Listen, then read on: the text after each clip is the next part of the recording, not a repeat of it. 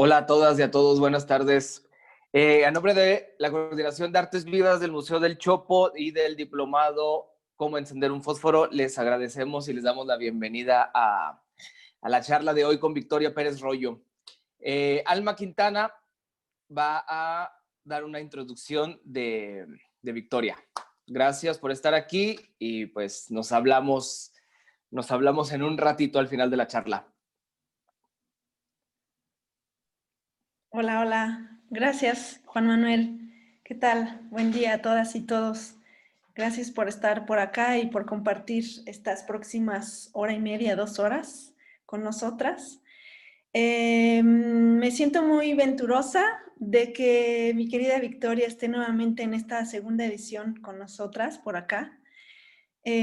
Hace 4 años, cuando empezamos a imaginar y pensar con Silverio y con Marta, cómo queríamos que fuera, qué matices queríamos que tuviera este proyecto, pues tuve el regalo de que me contactaran con Victoria y siento que la constelación de los invitados, de las invitadas, tanto en esa primera edición como ahora ha sido una parte sustancial de este proyecto.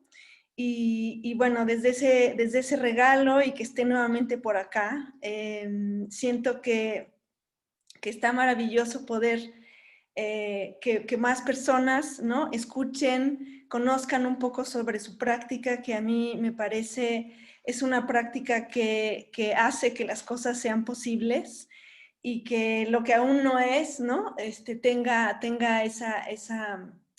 esa apertura, ¿no? Y recuerdo mucho un día que charlábamos y que me decía que hay que abrir el margen de lo pensable. Ahora siento y digo, bueno,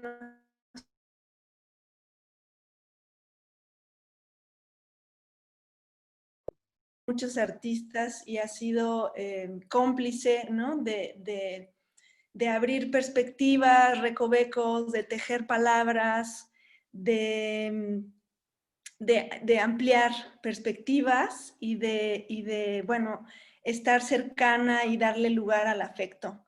Entonces, hoy nos va a compartir lo que ha estado investigando más recientemente, reinvención de un cuerpo antiguo, magias contra capitalismos. Y justo me fascina esta posibilidad de mirar, ¿no?, el archivo de los cuerpos, el archivo de las sociedades, que pueda reorganizarse, que pueda reconfigurarse, ¿no?, y tal vez abrir o ser poroso frente a lo que nos condiciona muchas veces este sistema que ya no puede más, que ha sido el capitalismo en sus múltiples manifestaciones. Así que, bueno, pues los dejo con Victoria, que me llena de alegría verla. Creo que todos los que la conocemos siempre nos deja un montón de eco, ¿no? Creo que aunque pasó en la primera edición muy breve y que pudo ser presencial, a todos nos dejó una huella particular. Así que espero que hoy les deje muchas huellas en ustedes. Y pues bienvenida, Victoria. Gracias por estar acá. Bueno, muchísimas gracias por esa presentación tan bonita y sobre todo por la invitación. Gracias a ti, Alma, y a Gabriel Yepes, que también hizo la invitación. También muchas gracias por todo el apoyo y la ayuda del equipo del Chopo, Paulo Robles, Juan Manuel Hernández, Soledad Amido y Ángela Arriaga, espero no dejarme nadie, y a Alberto González por la comunicación con este diplomado, con este nombre tan maravilloso de cómo encender un fósforo. No he visto todavía un diplomado con un nombre más bonito, un máster, me encanta. Y de hecho fue una de las cosas que esa primera invitación que hizo Alma, dije, con este nombre hay que ir a este máster seguro o a este diplomado. Me gusta demasiado como para perdérmelo. Y nada, muchísimas gracias, es un verdadero placer volver a estar entre nosotras, no espacialmente, pero sí aquí a través de las pantallas. Y súper oportunidad, me alegro mucho. La pena es que no podemos luego compartir después, tomarnos algo y seguir hablando, pero bueno, como sí que tenemos un seminario algunas personas después, podremos estar un poquito cerca y me alegro mucho. Si las personas que están reunidas asistiendo quieren activar su cámara porque están en un lugar suficientemente público o que consideran suficientemente público, lo agradezco, porque si nos vemos las caras siempre es mejor. Yo interactúo muchísimo en relación a una ceja levantada, etcétera, entonces me ayuda, pero siempre y cuando quieran conectarse. Gracias. Voy rápido para que no invertir demasiado tiempo en estos preliminares, pero bueno, que estoy muy contenta de estar aquí y compartir mis investigaciones últimas. También porque una parte de estas investigaciones ya tuve la oportunidad también de compartirlas en el Chopo hace un par de años, entonces es una oportunidad de retomar con aquellas investigaciones. No sé si algunas de las personas que están aquí estuvieron en aquel seminario que hicimos en el Chopo.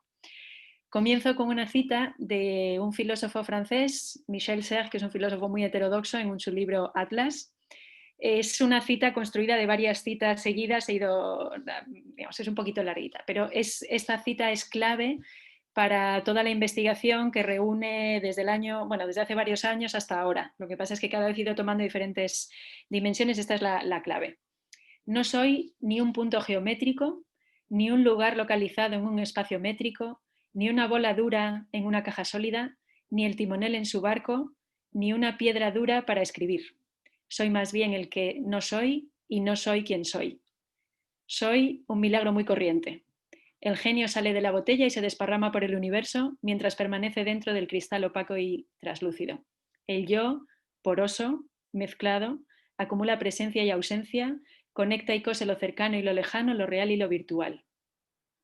Estoy asociado íntimamente a otro y a muchos otros más. Sí, soy legión, un conjunto innumerable de otros.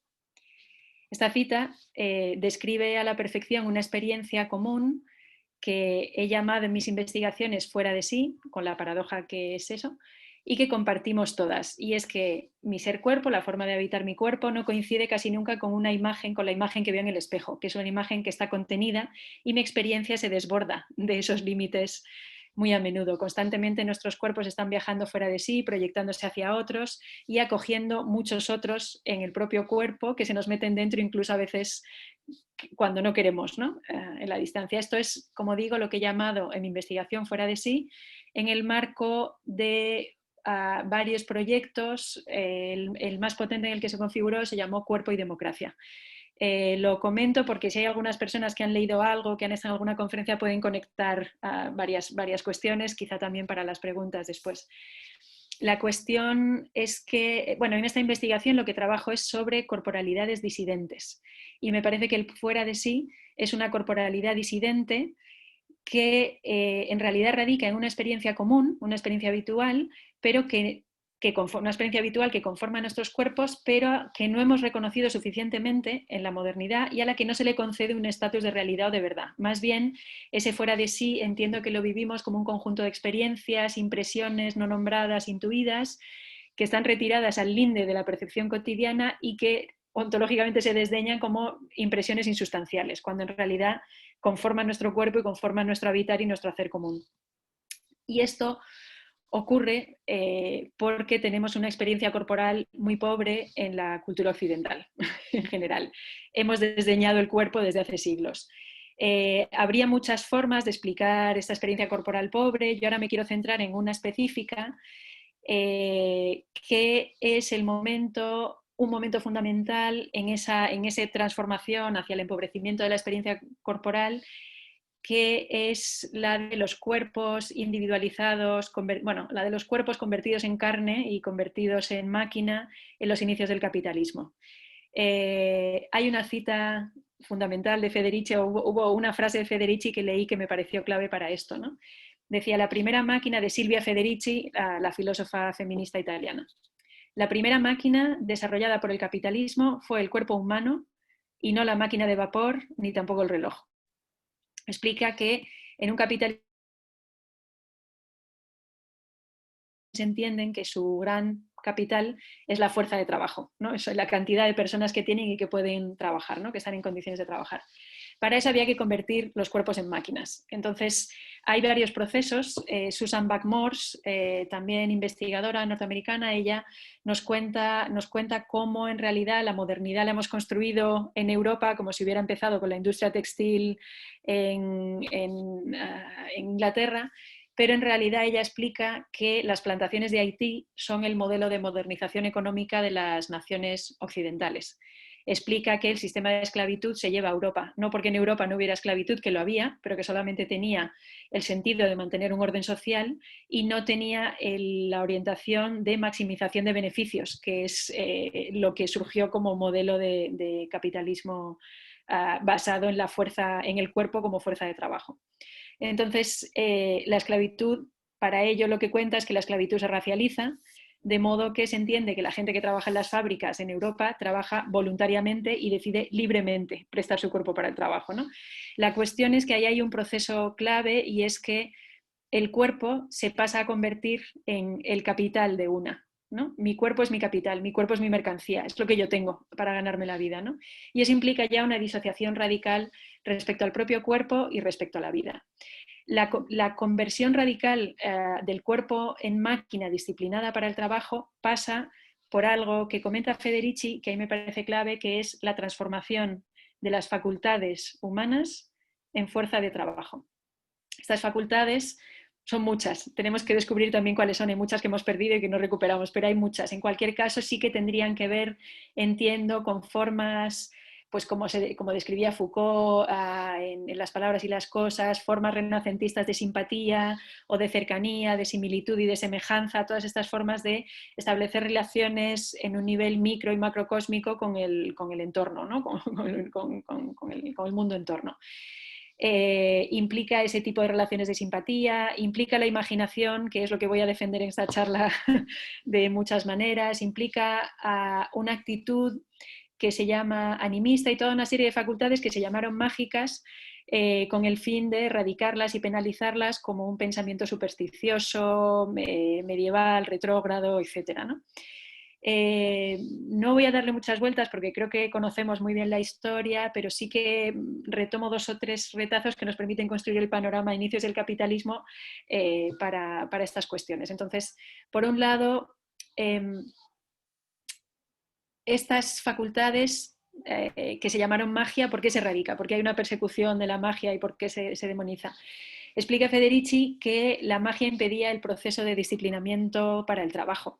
Por un lado, porque la magia, como dice, era una forma ilícita de poder que podría permitir supuestamente obtener lo que se desea sin necesidad de trabajar. Pero por otra, porque el cuerpo se adapta a otra concepción de sus capacidades y del tiempo y de las capacidades que tiene alrededor. Leo la cita que está muy clara. Dice: la magia, de Silvia Federici de nuevo.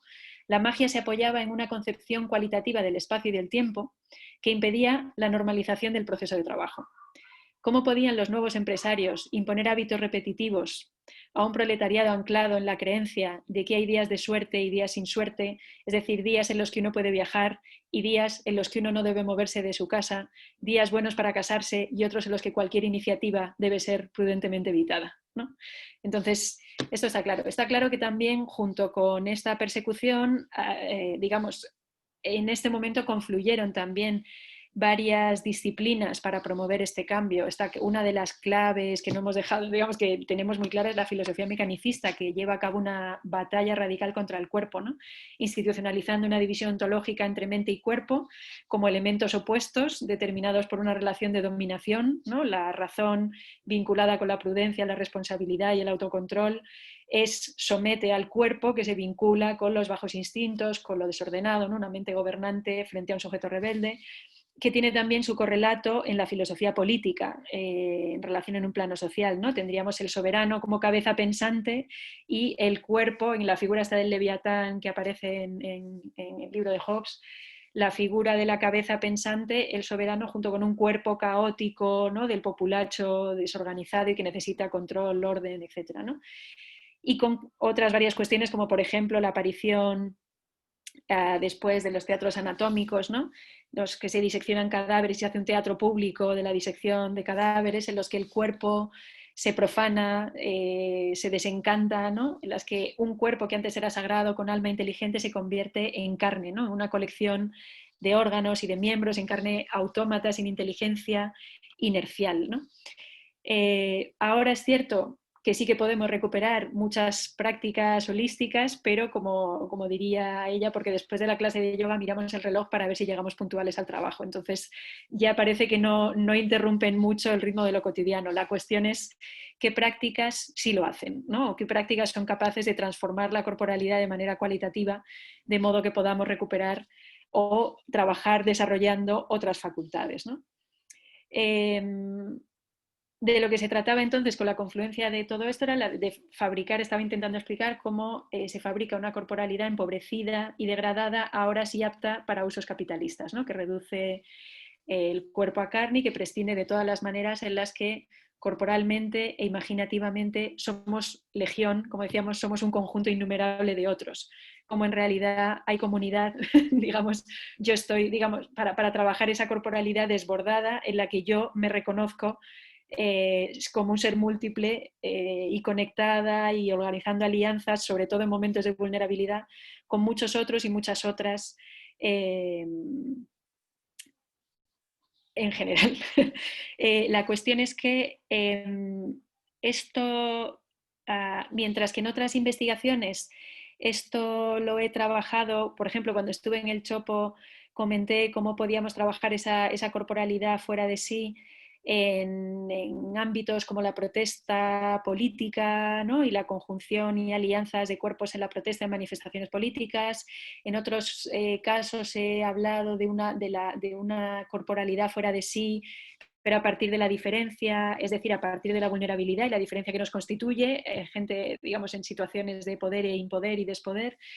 Y en otros casos lo he trabajado la corporalidad desbordante vinculada a afectos positivos en la fiesta, afectos como deseos, en fin, otro tipo de cuestiones. En este caso, lo que me interesaba recuperar era ese, como lo llamé aquella otra vez que estuve en el Chopo, que se llamaba un fuera de sí que en realidad dice soy un somos, tomando una cita de Santiago Albarrico, un filósofo español. Entonces, ese soy un somos, lo he estudiado en diferentes contextos. Lo que me interesaba trabajar aquí del soy un somos, a partir de esta corporalidad empobrecida, entendiendo que el cuerpo pasa a ser carne de trabajo, que las facultades del cuerpo se convierten en fuerza de trabajo, se limitan a ser fuerza de trabajo. Se trata aquí de pensar cómo se puede construir un soy y un somos y se puede conectar con otros cuerpos humanos y no humanos, animales, vegetales, minerales del entorno, lejanos y cercanos, virtuales y reales, como decía Michel Serres en esa cita que he leído al comienzo, a través de la historia, a través del tiempo y por... sí, a través de la historia, a través del tiempo. Entonces se trata, lo que quería hacer aquí era comentar algunas prácticas que se han cruzado en mi camino en estos últimos tiempos, que me han interesado y que tratan de recuperar o incluso, o mejor dicho, reinventar desde vestigios, formas, imágenes diversas, una corporalidad premoderna, recuperar un cuerpo antiguo, recuperar una serie de capacidades o potenciar de nuevo capacidades como la empatía, la imaginación, etcétera, para poder encontrar alianzas en nuestra situación, nuestra situación contemporánea que las necesitamos, ¿no? Y dejar de sentirnos solos, solas en nuestra fragilidad en tiempos de capitalismo global. Gloria Anzaldúa, que conocerán de sobra, escritora y pensadora chicana, en su libro Borderlands, La frontera, describe una experiencia transformadora. Explica que una serpiente cascabel le muerde y ella con un cuchillo, con una navaja, hace una cruz sobre el mordisco, sobre la herida, deja caer la sangre, la chupa y luego tira al suelo el veneno, ¿no? Esa experiencia, dice ella, que le permite conocer su parte animal y su parte serpiente. Cito la cito, ¿no? He tardado 40 años en entrar en la serpiente, en reconocer que tengo un cuerpo, que soy un cuerpo y en asimilar el cuerpo animal, el alma animal. Y esto lo vincula o lo explica a través de la conexión que esa experiencia con la serpiente le permite establecer con Cuatlalopeu, la diosa que domina las serpientes, lo conocéis mucho mejor que yo. Y esta experiencia cuenta que ella lo había olvidado, le había sucedido hace un tiempo, pero lo había olvidado al ir a Estados Unidos. Y explica, dice, como tantos indios y mexicanos no consideraba como reales mis experiencias psíquicas. Negaba sus apariciones y dejaba que mis sentidos se atrofiaran. Permitía a la racionalidad blanca que me contara de la existencia, permitía a la racionalidad blanca que me contara que la existencia del otro mundo, con comillas, era mera superstición pagana. Con la serpiente entonces recupera parcialmente ese cuerpo antiguo, en este caso de cuando era pequeña, y le permite volver a una cultura de pequeña que ella había despreciado después. Y con ella recupera un cuerpo potente. Y estas son las capacidades que ahora tiene. Leo de nuevo. Entro en una casa y sé si está vacía u ocupada. Siento la carga que permanece en el aire de una pelea reciente, de amor o de la depresión. Siento las emociones que alguien cerca emite, tanto amistosas como amenazantes. Siento un cosquilleo en la piel cuando alguien me mira o piensa en mí. Puedo saber cómo se sienten otros por el modo en el que huelen, dónde está mi presión en mi piel. Por dónde están por la presión en mi piel. Es un vestigio de un sentido de proximidad, un sexto sentido que permanece dormido desde hace mucho tiempo. Esto es en literatura, ensayo, filosofía, pero no es ella. Digamos, esta experiencia de recuperación de capacidades, de esas facultades que fueron convertidas en fuerza de trabajo, hay muchos trabajos en artes vivas que están también dedicadas a ello.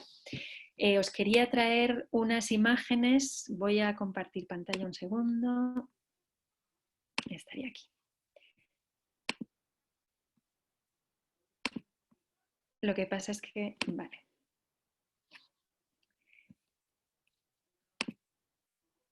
Se trata de las manos, un proyecto de investigación, es una pieza de un proyecto de investigación que está en curso de Alina Folini, Leticia Scricri y Luciana Chieregatti, de Brasil, Uruguay, Argentina, hacia atrás, cada una de ellas.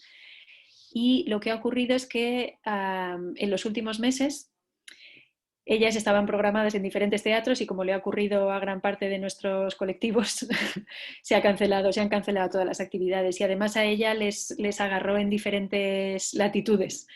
De modo que cuando tendrían que haber presentado la pieza, decidieron seguir presentándola, pero cada una desde su ciudad. Y a ver, un segundo. Cierro. Vale. Entonces, en estos últimos meses de confinamiento, lo que decidieron es presentarlo de manera telepática. Entonces, nos mandaron un mail de invitación. En la preparación nos indicaban lo siguiente: dice, puedes conectar primero con tus manos, tocarlas, mirarlas, acariciarlas, frotarlas, amasarlas, abrirlas, pinzarlas, sonarlas, reiquearlas, etc. Y a la hora en la que empezaba, nos convocaban y nos invitaban de la siguiente manera, ¿no? Recorto de un mail largo de invitación. Dice, puedes imaginarnos bailando, bailar vos, conectar con el resto del público que está telepateando también, visualizar y habitar un lugar, visualizar y habitar una luz, un color, una temperatura, una textura en el espacio. Estas son prácticas a las que no estamos acostumbradas y que nos ayudan a desarrollar otra sensibilidad. Y para mí la experiencia fue muy potente. Al principio me esforcé en activar, en evocar activamente las imágenes que recordaba de la pieza y del proceso de creación, pero poco después, sin esperarlo y sin saberlo, me vi inundada por muchísimas otras imágenes y sensaciones que no recordaba,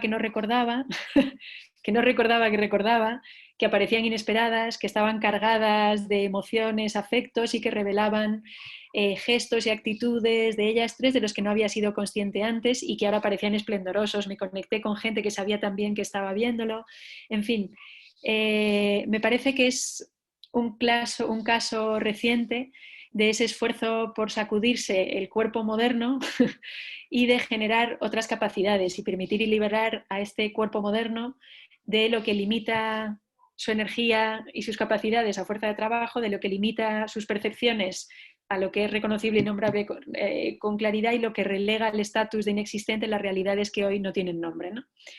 Se trata de conectar con otros pero de reconocer, sobre todo, lo que me pasó a mí fue la idea de reconocer qué hay en mí de ellas y de reconectar qué conservaba yo de todas ellas y qué se activaba en ese momento en el que yo estaba pensando en ellas y ellas sabían que yo estaba allí junto con bastantes otras personas, ¿no? Entonces permitió reconectar los cuerpos confinados mucho más allá de las pantallas, en este caso no telemáticamente, sino telepáticamente, ¿no? Confiando en las capacidades del cuerpo como imaginación, a otros tipos imaginarios, fabulaciones, etcétera, ¿no? Me interesó en este caso también que nos arrojaban en la experiencia telepática sin más instrucciones, ¿no? Era un lanzarse al vacío. Y me pareció muy bonito porque había que habitarlo de forma salvaje y cada uno encontrar sus estrategias. Pero creo que, claro, para una charla de este tipo sí que me parece importante podernos detener en prácticas que he podido conocer desde dentro y que desarrollan particularmente estas capacidades. Por un lado, lo voy a dividir en tres, yo soy muy pedagógica, voy a dividir en tres como los ejes de trabajo, también para que puedan acompañarme con facilidad. Por un lado, lo que me interesaba trabajar, cómo se puede promover un cuerpo medium en escena, un cuerpo escénico medium. Por otro lado, atender a las fabulaciones del cuerpo, cómo podemos imaginar el cuerpo de otra manera, de modo que se puedan desarrollar otras capacidades. Y por otro lado, hay prácticas artísticas también que están orientadas a actualizar prácticas premodernas de culturas tradicionales no occidentales que han subsistido hasta hoy, ¿vale? Y que están a lo mejor en danzas, que están recogidas en danzas, en rituales y en otro tipo de cuestiones.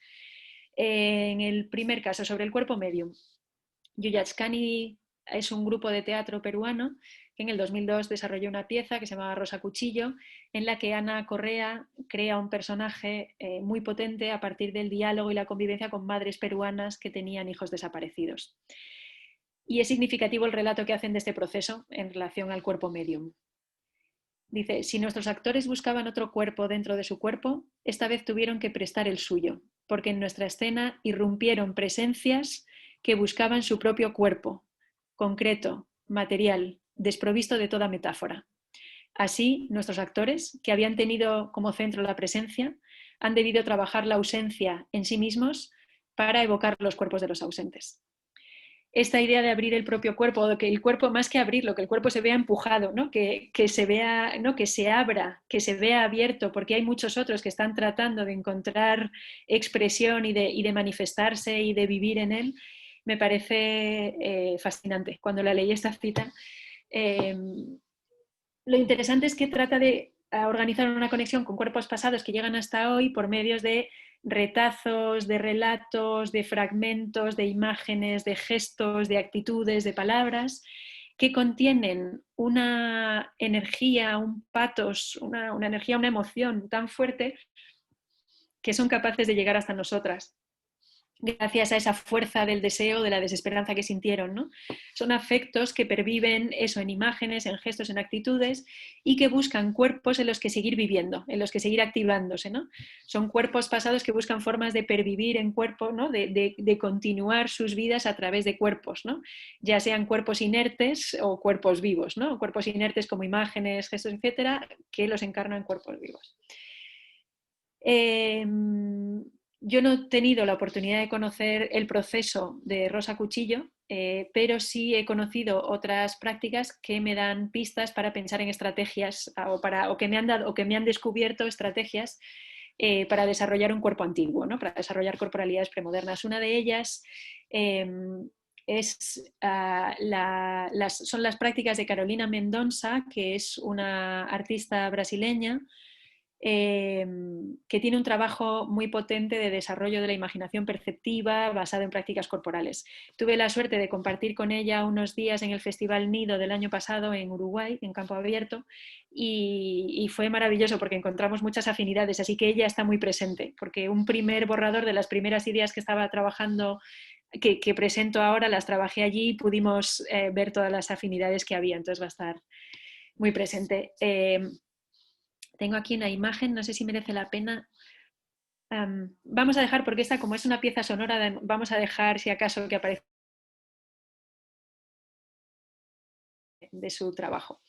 En este caso, luego sí presentaré otras. Voy a hablar de una práctica muy concreta. Nos colocó por parejas y nos invitó a que diéramos a la pareja un masaje en la oreja, un masaje de 7 minutos y que nos permitiéramos viajar por la oreja durante todos esos minutos y dejar que las texturas, las temperaturas, la anatomía y las formas evocaran imágenes, ¿no? O sea, como una especie de apertura a la escucha. Tras esta preparación, lo que hicimos fue salir al campo, estábamos en nido, campo abierto, estaba en el campo, allí en Ribera.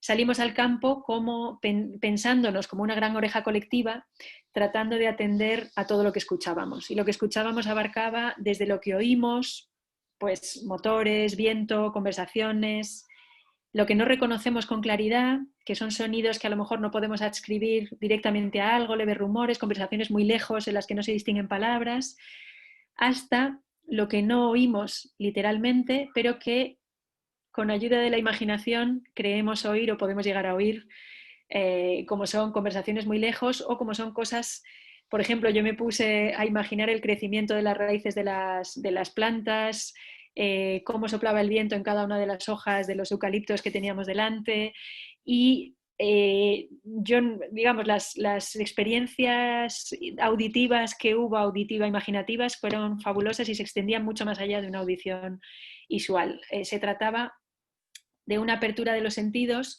para escuchar lo que no ha escuchado antes, para escuchar lo que no sabe que puede escuchar y para escuchar lo que para nuestro propio cuerpo antes era inaudible, ¿no? A partir de eso luego desarrollábamos un coro de sirenas muy bonito, con la idea de sirena que es una clave, es una figura fundamental de todo el trabajo. Y ese coro de sirenas, en la invitación, lo presentó también en Bilbao, en España, el año pasado, y recojo una parte de la invitación. Dice, en este taller, porque creo que tiene sentido y nos permite entender que verdaderamente esto es una apuesta política también, que no solamente una cuestión más o menos mística, sino que tiene otro tipo de propósitos. Dice, en este taller abriremos nuestra percepción a los sonidos que ya existen, dejando que nuestros cuerpos sean afectados por ellos, convirtiéndose en un testimonio sonoro, un testimonio poroso y afectado del mundo en el que vivimos. Experimentando la materialidad del sonido como vibración, habitaremos una forma de comunicación más vulnerable y frágil, una relación encarnada de tono, energía y densidad. La figura de las sirenas nos invita a escuchar nuestras propias voces como instrumento político. Y efectivamente lo que se abrió con esta práctica, desde mi punto de vista, fue un territorio precioso en el que inevitablemente la imaginación está vinculada a la percepción, eso siempre es así, pero ahora de manera mucho más clara, y permitió tener percepciones más allá de lo que nos ha enseñado la cultura occidental a percibir, que es a nombrar lo que reconocemos, ¿no? Y a trabajar con todo ese vasto mundo, en este caso de sonidos y ruidos, pero y cuerpo, ¿no? Y vividos como resonancia a través del cuerpo, que son innombrables, inidentificables, a veces solo imaginables, que son capaces de inquietar el oído y de abrirnos a otras percepciones. Otra artista que me interesa a este respecto es Mónica Valenciano, que es una artista española. La última pieza que he visto suya se llama Imprenta Acústica. Ahora os pondré, o bueno, lo podéis buscar, hay bastantes fragmentos en YouTube. Imprenta Acústica de Mónica Valenciano. Ahora os pondré un fragmento, pero no es justamente de eso. Son 3 personas en escena y su modo de trabajar que lleva desarrollando durante muchísimos años y que también ha compartido en textos y que merece la pena leer porque es muy poético. Bueno, ella lo que está haciendo en escena es tomando, desde mi punto de vista, es tomando y dejando cuerpos, agarrando palabras y soltándolas, tomando gestos, discursos. Es como si a su alrededor hubiera toda una iconosfera, gestos, actitudes que encarna, toma, recoge y suelta. Generando una presencia muy potente. Es cierto, y esto es importante, Mónica Valenciano no tiene una voluntad política cuando desarrolla estas cuestiones. Igual que En el caso de Rosa Cuchillo, la pieza tiene una voluntad política clara de sanación y es una pieza que de hecho se convirtió en una especie de ritual curativo social.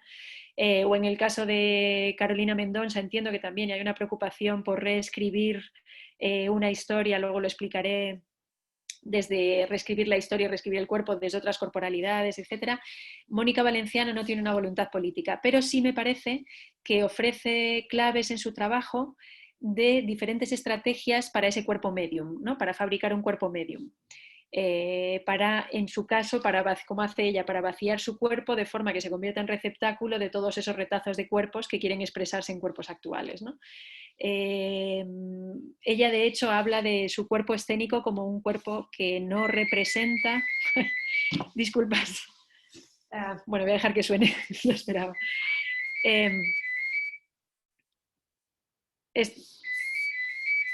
Si es que va a seguir sonando, tampoco puedo cerrarlo porque no es un móvil. O sea que, gracias. Esto es una cosa muy bonita de las clases y las conferencias telemáticas, que luego hay una performatividad siempre corriendo, ¿no? Con gatos delante de la pantalla, familiares, ¿no? Por aquí detrás, que también es algo que nos ha dado, ¿no? Que no, como no es un espacio público, es algo que podemos disfrutar de estos espacios. Bueno, ella habla de su cuerpo escénico como un cuerpo que no representa, que no hace, que no muestra, sino que invoca. Y me parece que está claro, ¿no? Ese cuerpo escénico como medium permite desplegar de manera más clara o hacer visible todos los otros cuerpos que nos habitan siempre, ¿no? Todos esos cuerpos innumerables que soy yo, que somos, que es nosotros, ¿no? Y lo explica, lo explica a través de Agamben con la idea de bailar por fantasmas, ¿no? Y en ella no es clave la percepción e imaginación también, pero yo creo que es clave las ideas de pausa, interrupción y estar en el presente. He decidido no poner un fragmento del vídeo de la pieza, sino de ella explicando algunas claves de su trabajo, porque explica igual que baila y baila igual que explica. Entonces me parece que puede ser bonito. A ver.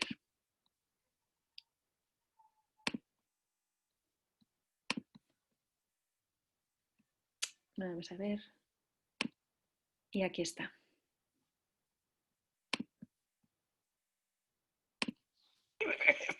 Es presente continuo, y eso es lo que pasa, que es como si tu mente se ramificara y se volviera poliédrica tu mirada, y es una especie de canción laberinto por donde tú sucedes, ¿no? Como dice una maestra,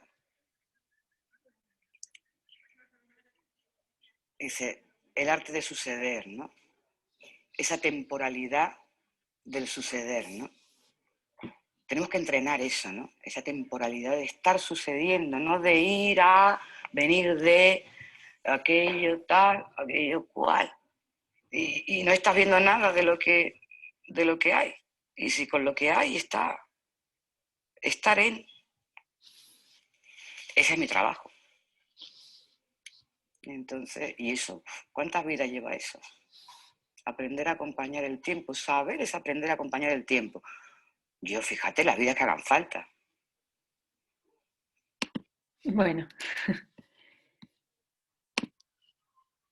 También traigo este fragmento porque Imprenta Acústica la podéis ver en YouTube, pero esta explicación clave me parece que nos deja pistas para hablar luego del ITS y del SE y de algunas cuestiones que voy a comentar. En cualquier caso, la estrategia del cuerpo medium. Cuando un cuerpo se detiene, ella lo que explica es que ese cuerpo, bueno, junto con Agamben, es que no se detiene, que se queda estático, sino el momento de interrupción entre agarrar un gesto y llevarlo hacia una palabra y no estar en medio de todo eso. Entonces ahí es, en esa interrupción, en esa detención, en esa pausa, es cuando el cuerpo se carga de memoria involuntaria y de energía dinámica. Esto lo tomamos de Agamben, Barbour, más gente, ¿no? Esa energía que circula de unos cuerpos a otros, y en esa pausa es donde se condensa todo ese imaginario colectivo, ¿no? En esa pausa es la que contiene todo ese potencial, que permite liberar a las imágenes de su tiempo espectral, ¿no? Esto con palabras de Agamben. Entonces, en estas dos prácticas, la de Carolina Mendonça y la de Mónica Valenciano, me permite que con diferentes vías O sea, entiendo que con diferentes vías permiten que emerjan las imágenes almacenadas en nuestro cuerpo o en nuestros cuerpos o que viajen a él desatando memorias personales o incluso memorias transpersonales para poder recibir lo que Mónica Valenciano llama el soplo, ¿no? con esa terminología poética que utiliza, ¿no? El cuerpo funciona entonces como lugar donde cristalizan o donde se da figura a todas esas otras imágenes, cuerpos, retazos de cuerpos que habitan y vuelan por nuestro imaginario, ¿no? Que son imágenes que están tratando de abrirse paso en nuestros cuerpos, como nos explicaban los actores y actrices nos explicaban Miguel Rubio y Ana Correa de Yuyatskani, ¿no? Otra de las estrategias, muy brevemente, para fabricar el cuerpo medium en valenciano es la muerte de la intención. Cosas para que esos cuerpos se puedan abrir paso a través de la piel, la intención de la bailarina debe desaparecer. Leo, la calidad de la aparición en una danza es proporcional a la desaparición intencional del yo que baila. Bailar es colaborar en el acto de aparición, dejar pasar el río de pensamientos a través de la respiración por donde se desliza el peso, licuándolo. Es decir, se trata de despojar al sujeto de su intención para que la atención se despliegue al máximo en la escucha de esas otras corporalidades que pujan que están tratando de abrirse paso. El segundo eje que quería trabajar era la de las fabulaciones del cuerpo.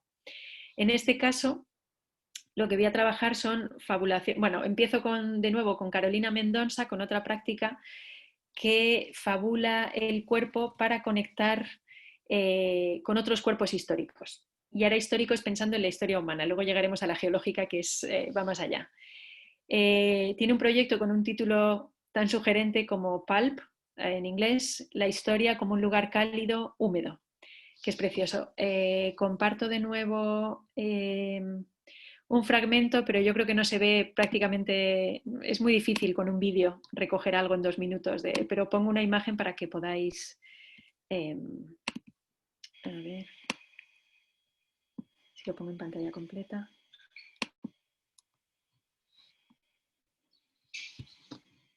Este era uno de los... Ah, se me ha ido, lo tenía...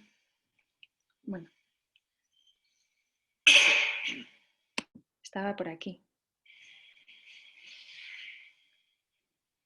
Porque uno de los ejercicios que propuso en este proyecto, cuando compartió con nosotras el taller, consistía en, dentro de un proyecto de investigación histórica, también consistía en meterse las manos en la boca, los dedos cada vez más, y tratar de ir descubriendo cómo es la boca por dentro, descubriendo las zonas húmedas, por donde fluye la saliva, reconociendo cavidades, encontrando paisajes, en fin, este tipo de cosas. Quería poner por lo menos una imagen para que pueda ir resonando. Para que pueda ir resonando.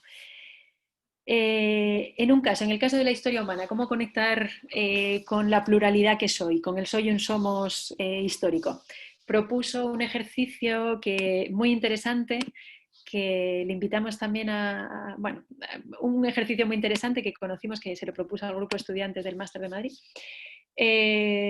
La práctica consistía en imaginar una biografía que excede con mucho la biografía humana, que está limitada a unos 80, 60, 100 años, ¿no? Inspirada entre otras muchas referencias maravillosas, por Orlando, la novela de Virginia Woolf, como esa persona que va atravesando épocas sin envejecer, ¿no?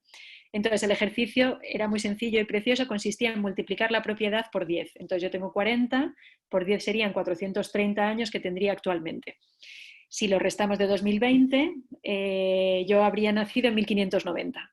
Entonces, después de toda una serie de prácticas de automasaje, de escucha del cuerpo y corporales, y a partir de ese estado de fabulación histórica, de pensarme cómo habría sido mi vida desde 1590 hasta ahora y qué habría pasado, atiendo a todas esas imágenes, ideas que salen y dejo fluir una escritura autobiográfica, fabulada. Es interesante también porque no se reduce a la individualidad, sino que luego esas biografías individuales se comparten, se leen en común y acaban creando entre todos los fragmentos una biografía colectiva muy bonita, y desde luego un soy, un somos también, una biografía de somos, con todas las incoherencias y casualidades maravillosas que aparecen, ¿no?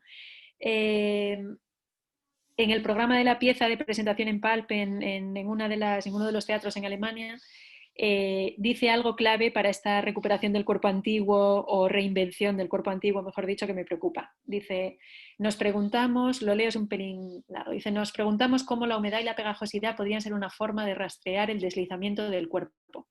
Empezamos a construir una arqueología intuitiva digiriendo los restos de los siglos XVII y XVIII en referencias desorganizadas. Una masa de material suave, húmedo y sin forma que permitía que nuestros cuerpos no estuvieran sincronizados. Las manos se hicieron más viejas que el resto del cuerpo y tuvimos que aprender a usarlas. 5 cuerpos monstruosamente transformándose, apoyándose entre sí con manos resbaladizas y pegajosas. De nuevo, entonces, me parece que hay prácticas corporales que permiten recuperar un cuerpo antiguo, en este caso por medio de fabulaciones, ¿no?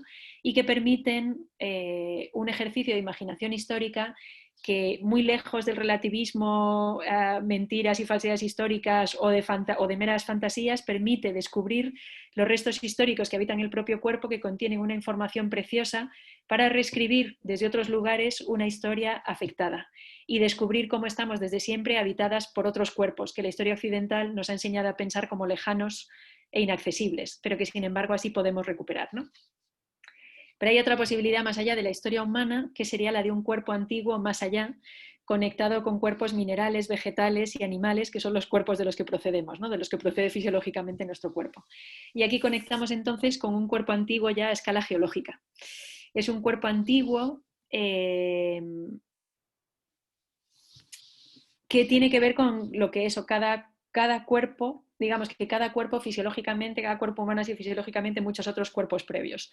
Entonces no se trata de que la imaginación viaje como fantasía a cualquier lugar, sino de intentar atender a percepciones que podrían venir de esos restos de nuestros cuerpos antes de configurarse como humanos. Y ahí hay una clave que para pensar esto, digamos, hay prácticas, pero hay una clave de nuevo, la literatura nos da siempre muchas palabras maravillosas.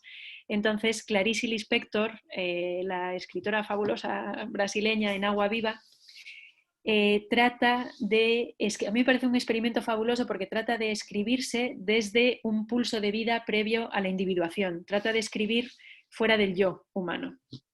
Y lo describe en términos, o sea, dice directamente cuerpo, entonces retomo la cita. Dice, mi cuerpo incógnito te dice, o sea, mi cuerpo incógnito es un cuerpo desconocido, te dice dinosaurios, ictosaurios y plesiosaurios, exploración del cuerpo antiguo, que de ahí viene la noción de cuerpo antiguo, lo he tomado de su... O así también dice, para interpretarme y formularme necesito nuevas señales y articulaciones nuevas en formas que se localicen más acá y más allá de mi historia humana. Me parece que Mónica Valenciano también da algunas pistas, porque también es muy poética y tiene un trabajo que puede servir en este sentido, y retomo una cita que resuena mucho, que habla de cómo trabaja y dice 10 ecuaciones abiertas en lo profundo de la materia mineral, animal, vegetal, donde se encuentra la escucha de otra inteligencia, que es una de las escuchas, una de las inteligencias que trata de desarrollar en sus piezas. Creo que en sus prácticas desarrolla muchas técnicas también que se podrían llamar de fabulación, igual que ocurre en parte en Carolina Mendonça con los ejercicios que hacían históricos en ese trabajo de la historia como un lugar cálido, húmedo. Pero bueno, esta idea de fabulación, la del cuerpo geológico, es muy complicada, porque pensar en un cuerpo geológico y desarrollar prácticas es muy complicada, pero como digo, Lispector nos da muchas pistas y yo creo que podemos ver ahí algo valenciano. Retomo.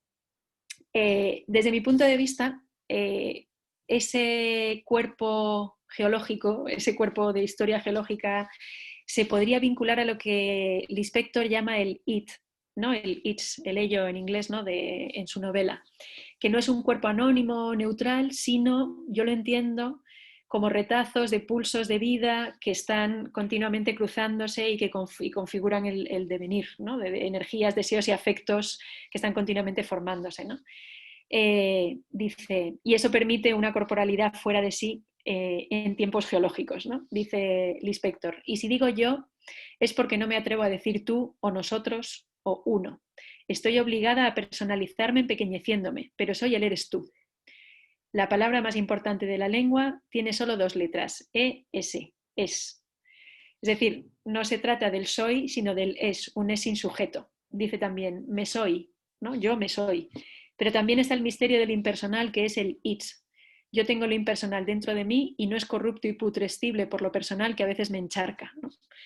Entonces, y desde luego este id, yo no lo entiendo, desde luego no se entiende en el caso del inspector como una voluntad de vida schopenhaueriana de dominación egoísta, ¿no?, del individual respecto a los otros, o como que tendría una correspondencia política en la imagen jovesiana también, ¿no?, de lucha de todos contra todos, sino que el id, desde mi punto de vista, es el flujo de la vida que está en cada cuerpo en devenir constante. Es una forma de trascendencia que a mí me interesa mucho, y habla también, que no es o de trascendencia o de desbordamiento o de fuera de sí, que es de lo que estamos hablando en esta charla y en toda la investigación que os comenté, que no es olvidar o abandonar el cuerpo, que no es una trascendencia al modo cristiano vertical que abandona el cuerpo hacia arriba, sino que es precisamente sentir el flujo de las vidas que somos y hemos sido corriendo a través del cuerpo, ¿no?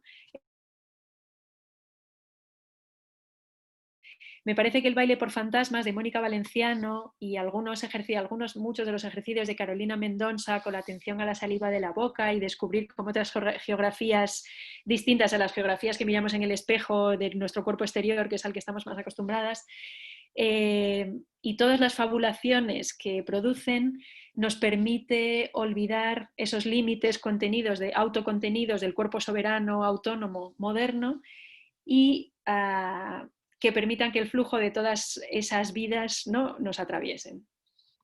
Y importante también, termino con una cita este segundo bloque, que es el penúltimo ya, que claro, esto implica arriesgarse a un no saber radical. Y ese no saber es una experiencia fabulosa. Entonces la idea de la incertidumbre y el no saber es clave. Y leo a Valenciano, porque no me resisto, es una cita maravillosa, parafraseando a Golan Bacht, y dice: es un mundo que se manifiesta a través de nosotros y a fuerza de no comprender, danzamos. Me parece como... Esa es la manera de habitar ese no saber de un cuerpo geológico que trata, bueno, que yo pueda asimilar a un trabajo que permite encontrar un cuerpo geológico, pero que, bueno. Y el último eje de esta charla de recuperación de cuerpo antiguo pasa por las estrategias de recuperación de tradiciones culturales y prácticas premodernas que han subsistido, ¿no? Y aquí hay muchas investigaciones. Yo creo que hay investigaciones en técnicas de baile de religiones afrobrasileñas, como está haciendo Bruno Moreno, Amanda Piña con el proyecto de movimientos en peligro de extinción, el trabajo sobre tradiciones culturales folclóricas de Karin Elmore, el trabajo sobre muchísimos trabajos sobre recuperación de figura de la bruja, que claro, se dan más en Europa. He visto el último de Cecilia Eliseche, que es argentina, pero que ha estado por acá. En fin, la idea de fondo de este tercer eje es que esas danzas, esos rituales, no solamente pueden tener valor como prácticas de representación cultural de una nación, por ejemplo, que es bastante problemático, sino como archivos en los que se pueden conservar esas corporalidades alternativas a las hegemónicas occidentales o esas hegemónicas del capitalismo de cuerpo-máquina que hemos dicho, y que por medio de su práctica y de sus movimientos, formas, imágenes, figuras y estructuras, pueden ser útiles para fabricar hoy esas corporalidades disidentes que nos preocupan, ¿no? Como las fuera de sí, unas que desarrollen relaciones con el entorno de forma no instrumental, que no separen naturaleza y cultura, que promuevan posiciones no antropocéntricas, en las que el sujeto no sea un soberano autónomo, en fin, que corporalidades heterónomas, fuera de sí, etc., ¿no? Pero hay un problema en la recuperación de estas prácticas, porque ¿qué queda en realidad de ellas, ¿no? ¿Qué podemos encontrar todavía en ellas? Porque sabemos que muchas de ellas han sido distorsionadas para servir a objetivos de colonización y cristianización, muchas han sido directamente prohibidas, perseguidas o erradicadas en diferentes procesos de aculturación, evangelización, etcétera, por ejemplo, como lanzamos para allá en Latinoamérica, y muchas de las que han sobrevivido en algunos casos han sido transformadas en una falsa ritualidad que se corresponde a veces con necesidades de formatos turísticos, etc. Entonces, ¿cómo podemos encontrar un valor ahí? Y yo pienso que podemos pensarlo desde varios puntos de vista. Por un lado, en un nivel muy básico, podríamos hablar de lo que William McNeill llama el vínculo muscular, y que en realidad es una forma de empatía cinestésica, ¿no? Cinestética, que es si alguien, ¿no? cuando nos movemos y cantamos colectivamente, se produce una sensación social de afinidad, de fraternidad, de sororidad, ¿no? Que afianza lazos sociales. Yo creo que eso está claro, quizá no hace falta darle muchas vueltas, lo paso para que nos dé tiempo a charlar luego. También yo creo que hay, más allá de esta explicación que es demasiado básica, creo que también hay una conexión profunda entre movimiento y emoción. Entonces, determinados movimientos que hayan sido lo suficientemente potentes como para continuar en el tiempo, pueden contener emociones potentes. Y esto lo voy a explicar ya con Anna Halprin, la coreógrafa estadounidense, porque directamente desarrolló mucho esta conexión entre movimiento y emoción. En los años 60 y 70, después de trabajar en el Dancers Workshop y que estuvieran trabajando con materiales de la propia vida, encuentran que la danza puede ser una herramienta fabulosa para desarrollar formas de sanación, tanto de problemas personales como de problemas sociales, colectivos, como los que estuvieron trabajando allí con problemas raciales o de conflictos raciales en Estados Unidos. Y propone la idea de bailar para algo, que me gusta muchísimo. Bailar para algo. Entonces, pero para ello, efectivamente, no se lo inventa, sino que leo. Dice, podemos tomar la danza para recuperar tradiciones antiguas que nos sirvan en la cultura de hoy, La sabiduría de la danza y el cuerpo contienen recursos que nos pueden dar herramientas para sobrevivir en este planeta. Entonces, parte de un trabajo bioenergético que habían desarrollado también con John Rinn en el trabajo de San Francisco, que se orientan a estudiar cómo determinadas acciones corporales, como temblores o pataleos, son una vía para fabricar determinados estados, determinadas emociones, para liberar tensiones y romper controles del cuerpo, o para dar salida a dolores y emociones enterradas. Entonces, por un lado encuentran esa conexión entre emoción y movimiento, que me parece que es clave y que ahí puede estar el potencial de la recuperación de determinadas prácticas, pero también, y a mí esto me interesa porque estamos hablando de imagen, imaginación también, hay una conexión entre el cuerpo y la imaginación que permite, y desarrollan cómo recuperar una inteligencia del cuerpo que, ya sabemos, insisto, ha sido ignorada y reprimida en su conversión en fuerza de trabajo, ¿no? Entonces, lo que se trata es de dejar que el cuerpo mismo hable desde un cuerpo que colabora, que no está separado de la mente, sino que colabora junto con la imaginación como potencial transformadora. De modo que trabajan con imágenes que dice ella que son más rápidas que el pensamiento lineal verbal. Entonces, exploran los imaginarios para hacer ese puente mente-cuerpo, entonces trabajan dibujando las imágenes que surgen al liberar al cuerpo de constricciones, reflexionan sobre ellas bailándolas y desde el cuerpo y aprendiendo físicamente el lenguaje de esas imágenes. Así, dice, esas imágenes surgían y permitían, leo textualmente, recibir mensajes de una inteligencia dentro del cuerpo más profunda que el pensamiento racional, ¿no? Entonces, eso, bailaban las imágenes, las clarificaban, las encendían, las entendían, surgían otras, ¿no? Permanecían, dicen, hasta que no se bailen las imágenes permanecen misteriosas, que enlaza con esa idea de a fuerza de no comprender bailamos, ¿no? que decía Mónica Valenciano. Y para eso desarrolla rituales.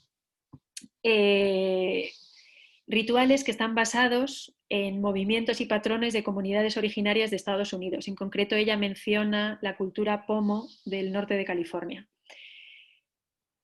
Entonces, ¿qué queda de esas danzas hoy? ¿Cuál es el potencial empoderador que tienen? Hemos visto el vínculo muscular o la empatía cinestética, la conexión entre movimiento y emoción y la conexión entre emoción, imágenes e imaginación como potencia de sanación colectiva e individual. Pero hay otra cuestión más que me interesa y es el carácter experimental de esas prácticas. No se trata de recuperaciones melancólicas de danzas perdidas que han sido distorsionadas por el tiempo, no se trabaja con esas danzas como si fueran documentos sagrados, sino que yo creo que tratan con ellas siguiendo la terminología de Agamben, no como documento, no como monumento, sino como juguete. De modo que creo que los valores que dominan estas prácticas son actualización en el presente, mirada crítica, experimentalidad y desde luego con una confianza plena en que esos estados corporales o esos bailes en conjunto tienen una capacidad transformadora, si no, no se haría, ¿no? Entonces, lo que me interesa es que no se fabrican en torno a mitos heredados, sino que se deben los mitos, los rituales, o sea, digamos, los mitos, los símbolos, las imágenes con las que se trabajan, se deben descubrir para cada ocasión. Tienen que encontrarse. Entonces, cuando le invitan a una comunidad, cuando le invitaban a una comunidad para que trabajara en una montaña, que había habido violaciones o que había habido no sé qué, pues vamos a trabajar. Entonces iba al pueblo, a la comunidad, y hacían una investigación de cuáles eran esos mitos, cuáles eran las imágenes que eran más potentes, y trabajaban sobre ellas, ¿no? Con rituales que estaban basados en movimientos, ritmos, maneras que habían tomado de esas otras comunidades, ¿no? de comunidades pomo, de danzas rituales premodernas. Entonces, vamos a algo que me parece interesante y que es una redefinición de lo que llamamos auténtico, ¿no? Si nos vamos a danzas populares y queremos ver algo auténtico, parece que esperaríamos, como en el turismo, ver a alguien, ¿no? Como vestido con cosas y tal. Y ella dice, en relación a su pieza Planetary Dance, dice: los rituales contemporáneos necesitan mantener una actitud experimental. Para hacer rituales que puedan cambiar las cosas, necesitamos permanecer en un modo experimental, a la par que sujetarnos fuertemente a los elementos de nuestros rituales con peso en el tiempo. Esto es bonito, ¿no? Porque la autenticidad del ritual no depende de una supuesta fidelidad a las formas heredadas y transformadas, ¿no? de una cultura, sino a la recreación y reinvención de acuerdo a las necesidades de quienes los desarrollan y quienes los practican, ¿no?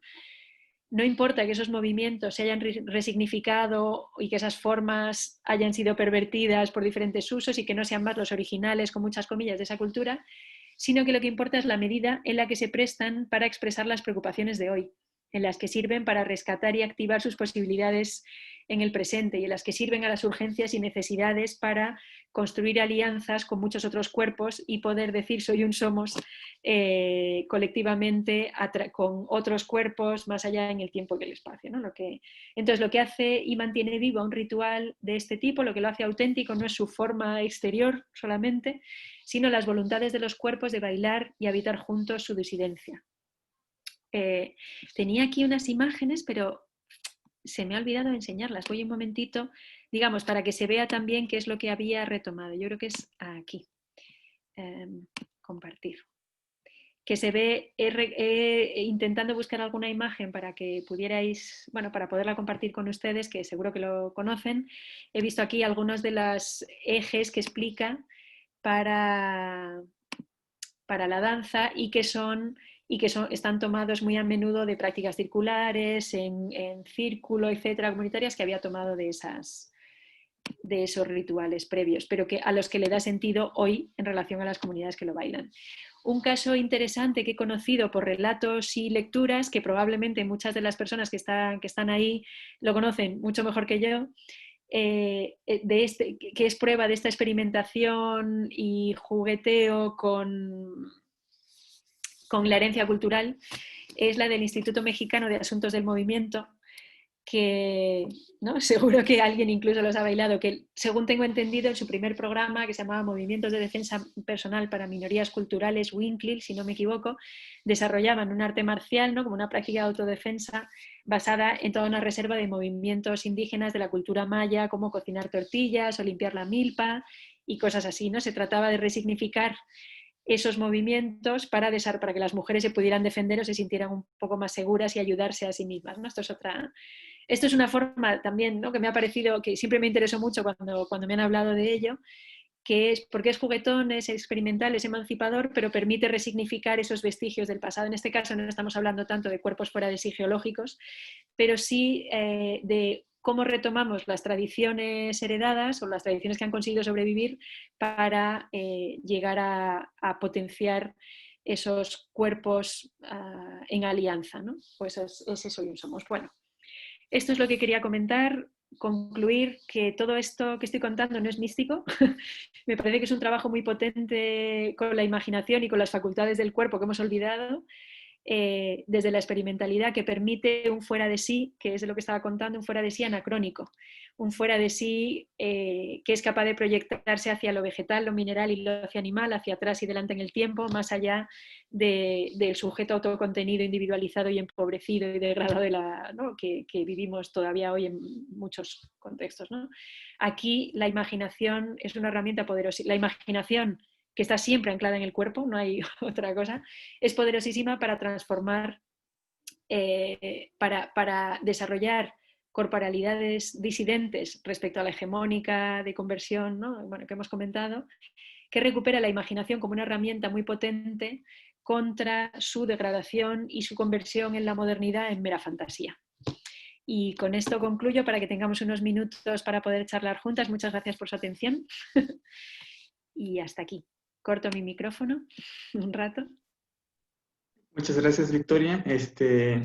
La forma en la que vamos a participar es como ha venido siendo en otras conversatorios que hemos tenido con ustedes.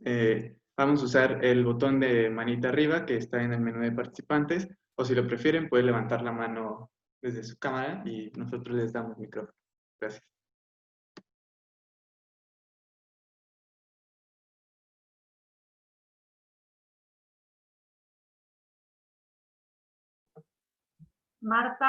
Marta quiere hablar.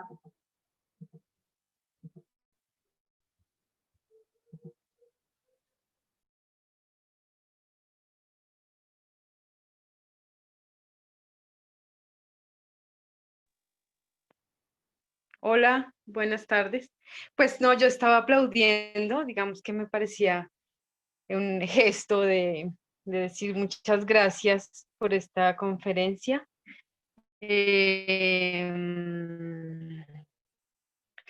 Yo estoy recién llegando a Colombia, yo soy colombiana, estuve 3 años. El trabajo que les propongo a los niños justamente es hagan una historia de su experiencia en la danza y convoquen a sus abuelos a conversar y escucharla ahora como la conferencia. Siento que resueno mucho porque las historias con las que me encuentro en los audios que los niños me envían, pues es un cuerpo completamente histórico, es un cuerpo completamente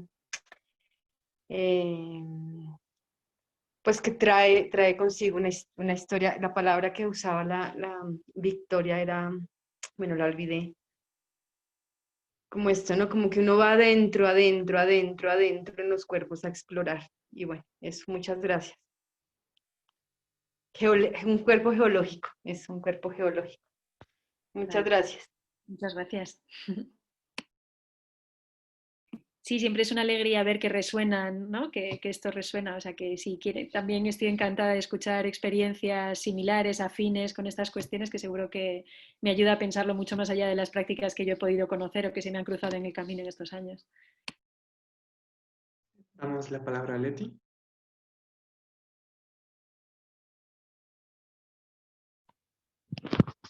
Hola, pues nada, primero estoy muy contenta de estar acá y de saludarles y les mando un besito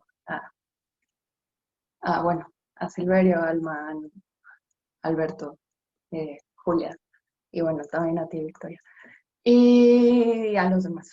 Y bueno, nada, yo desde septiembre de este año estoy viviendo en Suiza y justo este viernes presento un proyecto que va mucho a lo ritual.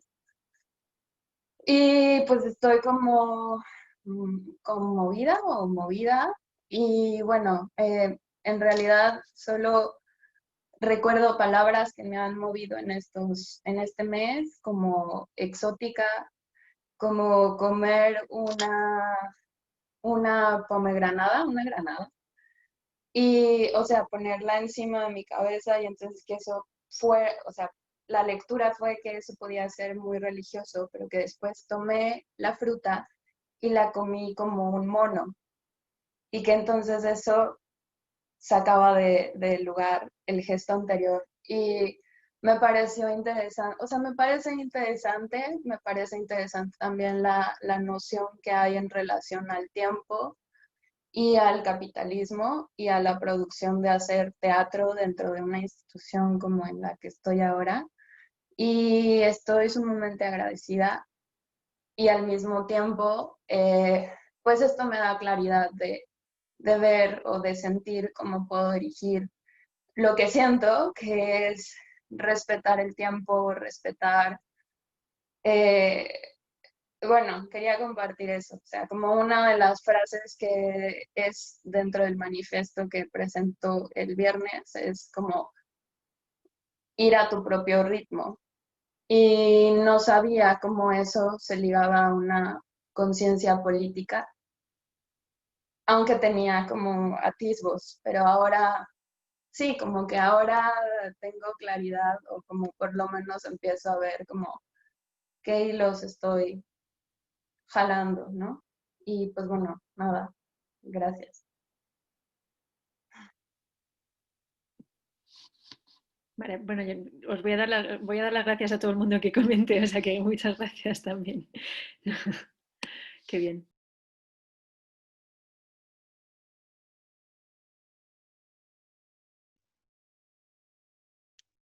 ¿Alguien más desea hacer algún comentario o una pregunta?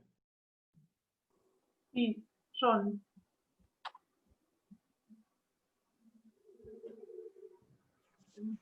¿Aló? ¿Me oyen? Sí, pues bueno, muchas gracias. Justo, pues mucho de lo que decías es parte como de las reflexiones que he estado realizando,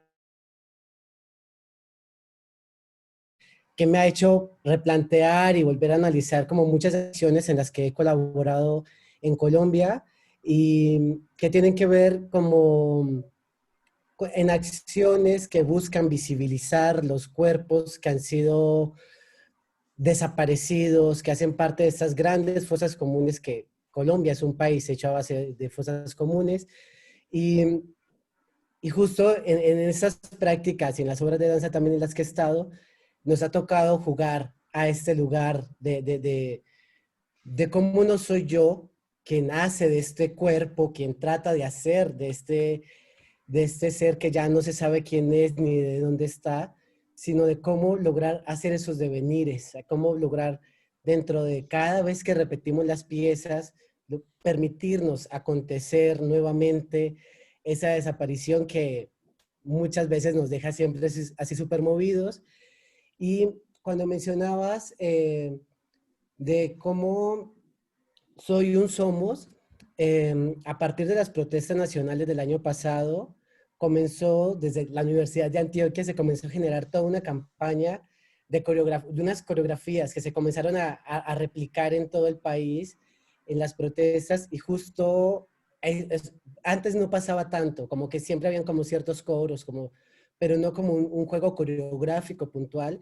Y justo hoy estamos en paro nacional, hay muchas protestas en Colombia en este momento, y se está replicando. Justo ahorita estaba viendo un Twitter en el que mencionaban esto, que cómo vuelve a aparecer la coreografía como un elemento que se puede usar como un dispositivo para las protestas de manera pacífica, que es algo pues que el gobierno siempre se ha tratado de deslegitimar.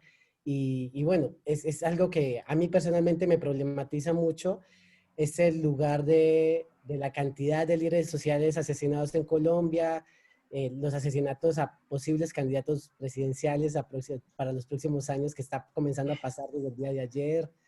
Entonces, no sé, como que me resuena mucho lo que compartías y me hacía como anotar aquí un montón de cosas y sí, como que sí, creo que estoy preguntándome cositas por ahí, me ayudaron a aterrizar mucho de lo que decías. Muchas gracias.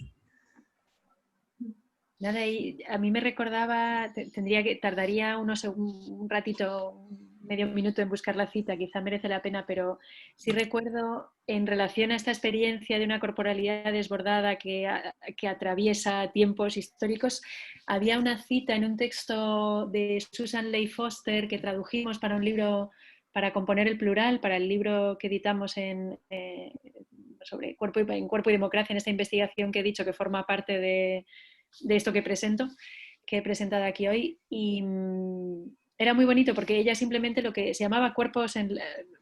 Bueno, es que ahora no lo tengo, pero bueno, Foster en componer el plural. Me interesó mucho porque lo que comentaba era de una serie, en toda una serie de protestas, sobre todo en Estados Unidos, en los años 60, por parte del movimiento de la comunidad negra para recuperar derechos, en los 90 con el SIDA y en los de... Y bueno, y en otros movimientos más contemporáneos, pero me estoy yendo por... pero trataba de explicar cuáles eran las maneras en las que el cuerpo no protesta de forma espontánea, sino que hay toda una serie de entrenamientos, prácticas, procesos y tal para preparar los cuerpos para la protesta. Y sí que comentaba una experiencia tenía una cita de una chica que a mí me gustó mucho porque explicaba cómo cuando estaban allí cantando y diciendo consignas todas juntas, ¿no? Con ese cuerpo colectivo que decíamos, que va muchísimo más allá de una simpatía cinestética que he comentado a lo largo de la charla. Ya decía cómo una se veía, digamos, en la fragilidad que tiene un cuerpo en una manifestación, de la fragilidad que tiene un cuerpo en una calle, simplemente muchas veces decía que en ese momento en el que estaban allí cantando juntas o moviéndose sincrónicamente, luchando por sus derechos o manifestándose, lograban conectarse con cuerpos previos y cuerpos posteriores, como y no solamente en términos de concepto de una lucha que continúa y lo que hicieron las sufragistas lo continuamos ahora, sino verdaderamente que era un cuerpo colectivo que les daba fuerzas para ir continuando, ¿no? Entonces esta idea de alianzas de cuerpos vulnerables, sobre todo, digamos, alianza de cuerpos vulnerables por medio de experiencias corporales, imaginativas, me parece que son especialmente claras cuando los cuerpos son vulnerables. Porque necesitamos, digamos, necesitamos ayuda. Entonces, si no la tenemos en los cuerpos que están aquí al lado ahora, o los cuerpos que están aquí al lado ahora son insuficientes para contrarrestar un poder, una violencia demasiado fuerte, la imaginación se dispara para encontrar cuerpos en alianza también en otras direcciones. Y me parece que esa es una de ellas. Entonces, en este relato de la manifestación, de sentirse conectadas con toda una serie de generaciones de luchadoras, me pareció fabuloso porque justamente hablaba de este tipo de experiencia y ella no estaba trabajando con cuestiones de magias contra capitalismo, se estaba hablando de prácticas corporales para la protesta, pero sí que conecta con, bueno, me parece que conecta con esto que comentas, John. Bueno. Por ahí ya he visto que Oscar levantaba la mano, vamos a darle. Sí, hola, ¿me escuchan? Ahí ya. Hola.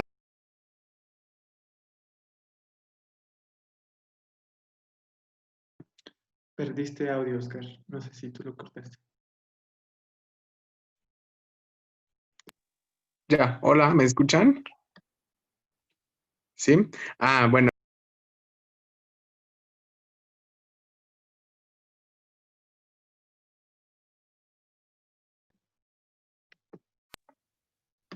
Hola.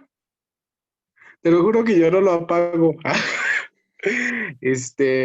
Bueno, primero, pues muchas gracias. La ponencia me pareció bellísima en muchos aspectos. ¡Ay! No, sigo. Me pareció bellísima en muchos aspectos. Es la primera vez que yo, pues, conozco tu trabajo y en ese sentido me surgieron muchas dudas, más enfocadas a esto que hablaba sobre de qué manera vamos un poco también empoderando nuevos discursos a partir de la representación de la otredad, que por mucho tiempo se partió, bueno, que se promovió desde justo desde ideas nacionalistas de los cuerpos, pues de los países, no más, por ejemplo, en México, ¿no? Justo que hoy hay un gran tema ahí sobre la India María a partir de un programa, pues me surgió la duda, en Twitter todo este debate, y me surgió la duda a partir del proyecto que planteabas sobre Amanda Piña, ¿no? Me parece también muy loable el trabajo que hace con las mismas comunidades, desde las comunidades, ¿no? Como esta idea de retomar las gestualidades y las corporalidades in situ con la misma población y con ello crear procesos de desarrollo comunitario y desarrollo coreográfico a partir de lo comunitario. Me parece eso brutalmente bellísimo, porque también es al mismo tiempo una forma de, pues de empoderamiento femenino y sobre todo también de reconstruir la idea sobre los lugares de la mujer, ¿no? En ese sentido me parece muy bello, pero algo que me parece muy cuestionable y que creo que no solo es el trabajo de ella, es de qué manera pensar por qué los trabajos de este tipo tendrían que salir desde los contextos comunitarios en donde surgieron. O sea, comprendo que la idea de sacarlos de esos contextos es un poco la difusión de los trabajos y al mismo tiempo la visibilidad de estos trabajos y por ende de los cuerpos, pero sí creo que por mucho es una idea, no sé, pero sí raya en esta idea de la visibilidad, de llevarlo a Occidente, pues, porque sí creo que hay algunos trabajos, conozco yo de hecho trabajos de Amanda Piña, porque ella fue a la escuela donde yo estudiaba y nos presentó trabajos con las comunidades, por ejemplo, mapuches o de Chile, que ella ha llevado a Europa. Entonces ahí es donde quisiera que a lo mejor, y por ahí también fue un poco tu ponencia, que ahondáramos, ¿no? Yo entiendo que a lo mejor no es la maldad, ¿no? De llevarlo a Europa para justificar y a lo mejor decir, no, pues ese trabajo está bien interesante y así. Entonces, mi pregunta es, ¿de qué manera, pues, cómo puede suceder este proceso de sacar el trabajo desde la comunidad con donde se hizo con los habitantes y que no se lea? Porque sí creo que puede rayar en la visión de la otredad al mismo tiempo. O sea, regresar a esa misma visión de la otredad que un poco busca, ¿no? Romper. Y ya, perdón, adiós, gracias. Vale, muy bien, muchas gracias. Creo que las cuestiones que comentas, si te pones la imagen te lo agradezco porque así puedo ver un poco de nuevo cómo seguimos interaccionando. Gracias. Creo que los términos, o sea, voy a matizar un poco los términos en los que he hablado, porque efectivamente he hablado de muchas prácticas diciendo creo que hay mucha gente que está actualmente dedicada a la recuperación, reinvención de prácticas de culturas o de tradiciones culturales no occidentales.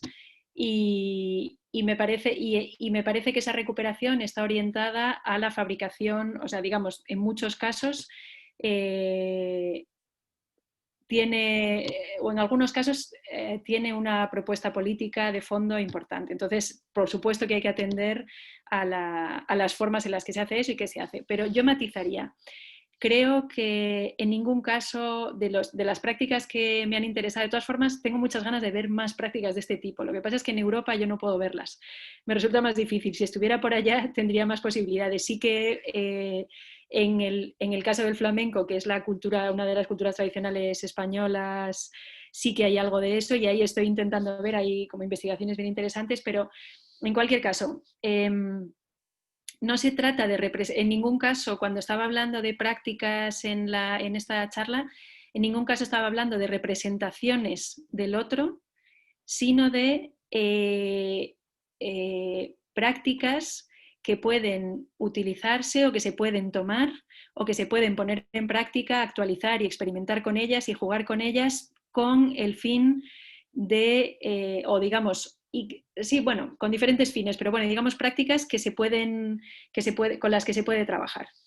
Hay mucha otra gente que hace esto. También está Esther Salamon, que tiene también desde hace bastantes años, está trabajando estas cuestiones. Ella, en ese caso, yo sí que diría que Esther Salamon o quizá Amanda Piña también, porque aunque es mexicana, Chile, bueno, tiene todos estos contextos, trabaja mucho en Austria. Entonces sí que hay todo un trabajo, digamos, hay bastantes artistas que están tomando prácticas culturales de otros contextos y los presentan en el nuevo. En principio eso muy claramente o con mucha facilidad se puede decir que es extractivismo. Pero depende, yo creo que depende, o sea que no sé, a mí me parecería peligroso, y esto es algo que me parecería peligroso, limitar y determinar que mis prácticas solo las puedo practicar yo y mi comunidad y las prácticas de otra comunidad solo las puede practicar aquellas y que en lugar de formar alianzas lo que hagamos sea empequeñecer, de nuevo empequeñecer nuestras posibilidades. Lo que me parece interesante es poder establecer alianzas entre las comunidades y los sujetos que lo necesitan. es cierto, pero ahí no podemos hablar en términos generales, sino que lo que tendríamos que hacer es ir en concreto a cada práctica y ver no solamente en qué consiste la pieza, sino cómo se ha producido esa pieza, cómo se ha trabajado con esa comunidad, en qué contexto se presenta y quién se beneficia de esa presentación, a quién ayuda, ¿no? Entonces, cuando hablemos de todas esas cuestiones, podemos decir, pues esta es una práctica que no nos parece ética y esta es una práctica que sí nos parece.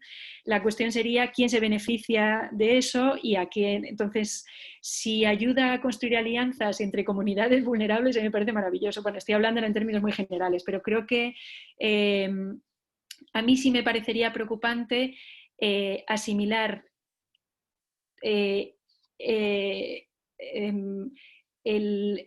es que es difícil, como están todas las palabras tan cargadas, me parecería problemático asimilar los hallazgos y tesoros que yo puedo encontrar, igual que he encontrado en la poesía alemana del siglo XVII y puedo encontrar en prácticas folclóricas de Sevilla, de los gitanos en Sevilla, aunque yo no sea gitana y aunque yo no sea alemana, me parece maravilloso y un enriquecimiento personal y cultural poder tener contacto con estas cuestiones. El problema es de qué manera se usan, de qué manera circulan, quién se beneficia de todo ello. Entonces yo creo que efectivamente yo ahora he mencionado algunos nombres de prácticas digamos, que van por esa vía, que tratan de recuperar un cuerpo antiguo vía prácticas de culturas no occidentales, pero me he limitado a hablar de Anna Halprin, que por lo que he ido conociendo, me parece que en términos éticos, ideológicos y políticos, me parece que tiene un trabajo constante, consistente y que además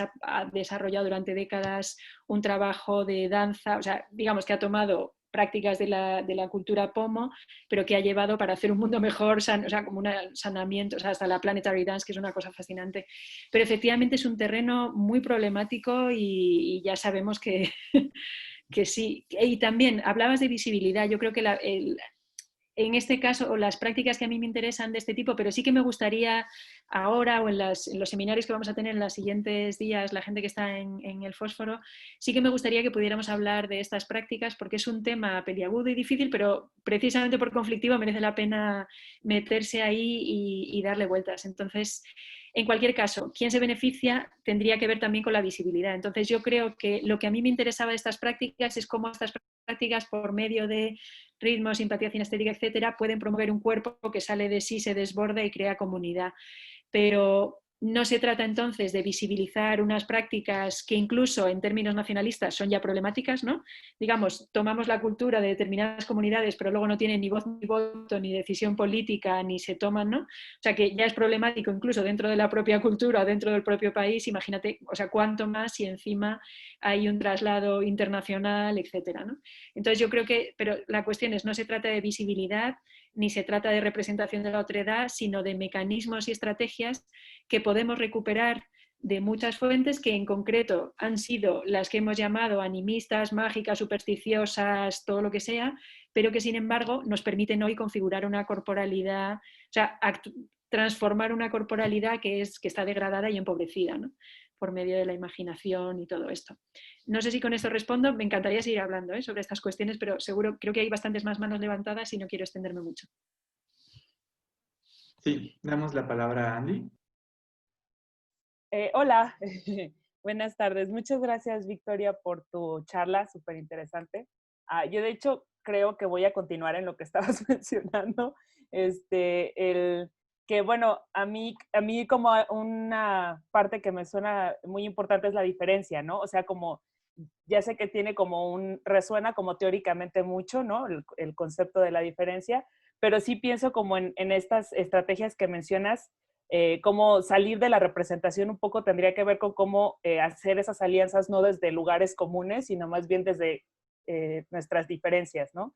Entonces pienso en lo situado, en todas estas prácticas feministas y tal, y creo que, bueno, yo pienso, una parte del reto es que no estamos como, no tenemos un músculo imaginativo para esos lugares, ¿no? O sea, como que estamos privados precisamente como lo mencionas.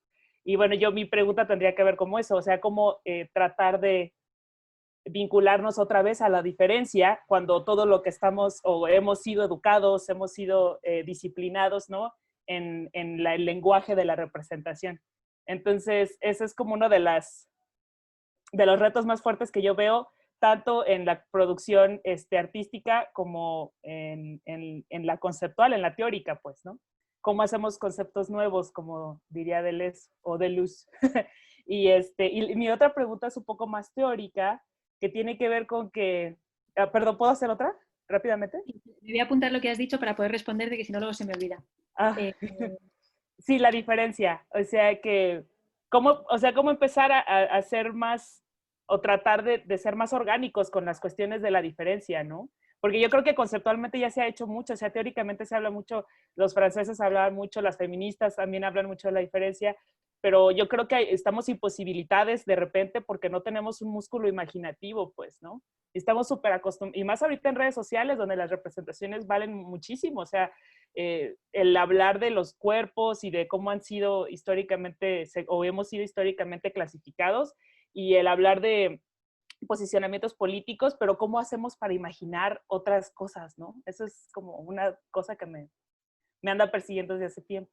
Y la otra rápidamente es que yo entiendo que la imaginación, en ese contexto de la modernidad, en ese contexto de la cacería de brujas, como que lo que hace es validar la ciencia, validar el surgimiento de la ciencia, ¿no? Como lo que ahora significa el conocimiento verdadero, el conocimiento objetivo, tal cosa. Y hay una parte de la superstición que yo siento que continúa cuando, o sea, en la imaginación, que la gente ahorita está imaginando muchas cosas, pues, ¿no?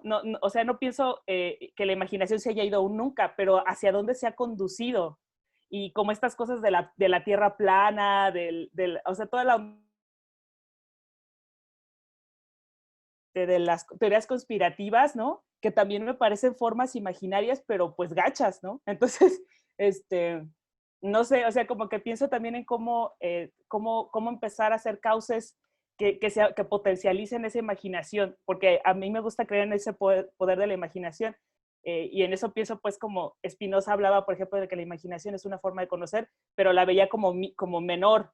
Y entonces yo pienso en cómo traerla de nuevo, pero asumiendo que hay riesgos también en imaginar, ¿no? Perdón, eso sería todo. Gracias. Muy bien, muchas gracias por tus preguntas. En relación a la primera, me parece muy bien. Creo que nos ayuda también a enfocar la cuestión. Algo que me preocupaba, que me está preocupando en esta investigación del fuera de sí, es que si se trata de reinventar corporalidades, si se trata de transformar la corporalidad, eso, por supuesto que tenemos experiencias fabulosas como una experiencia estética cuando vamos a ver una pieza, y eso puede transformarnos tanto como para cambiar nuestra vida o cambiar nuestro cuerpo, pero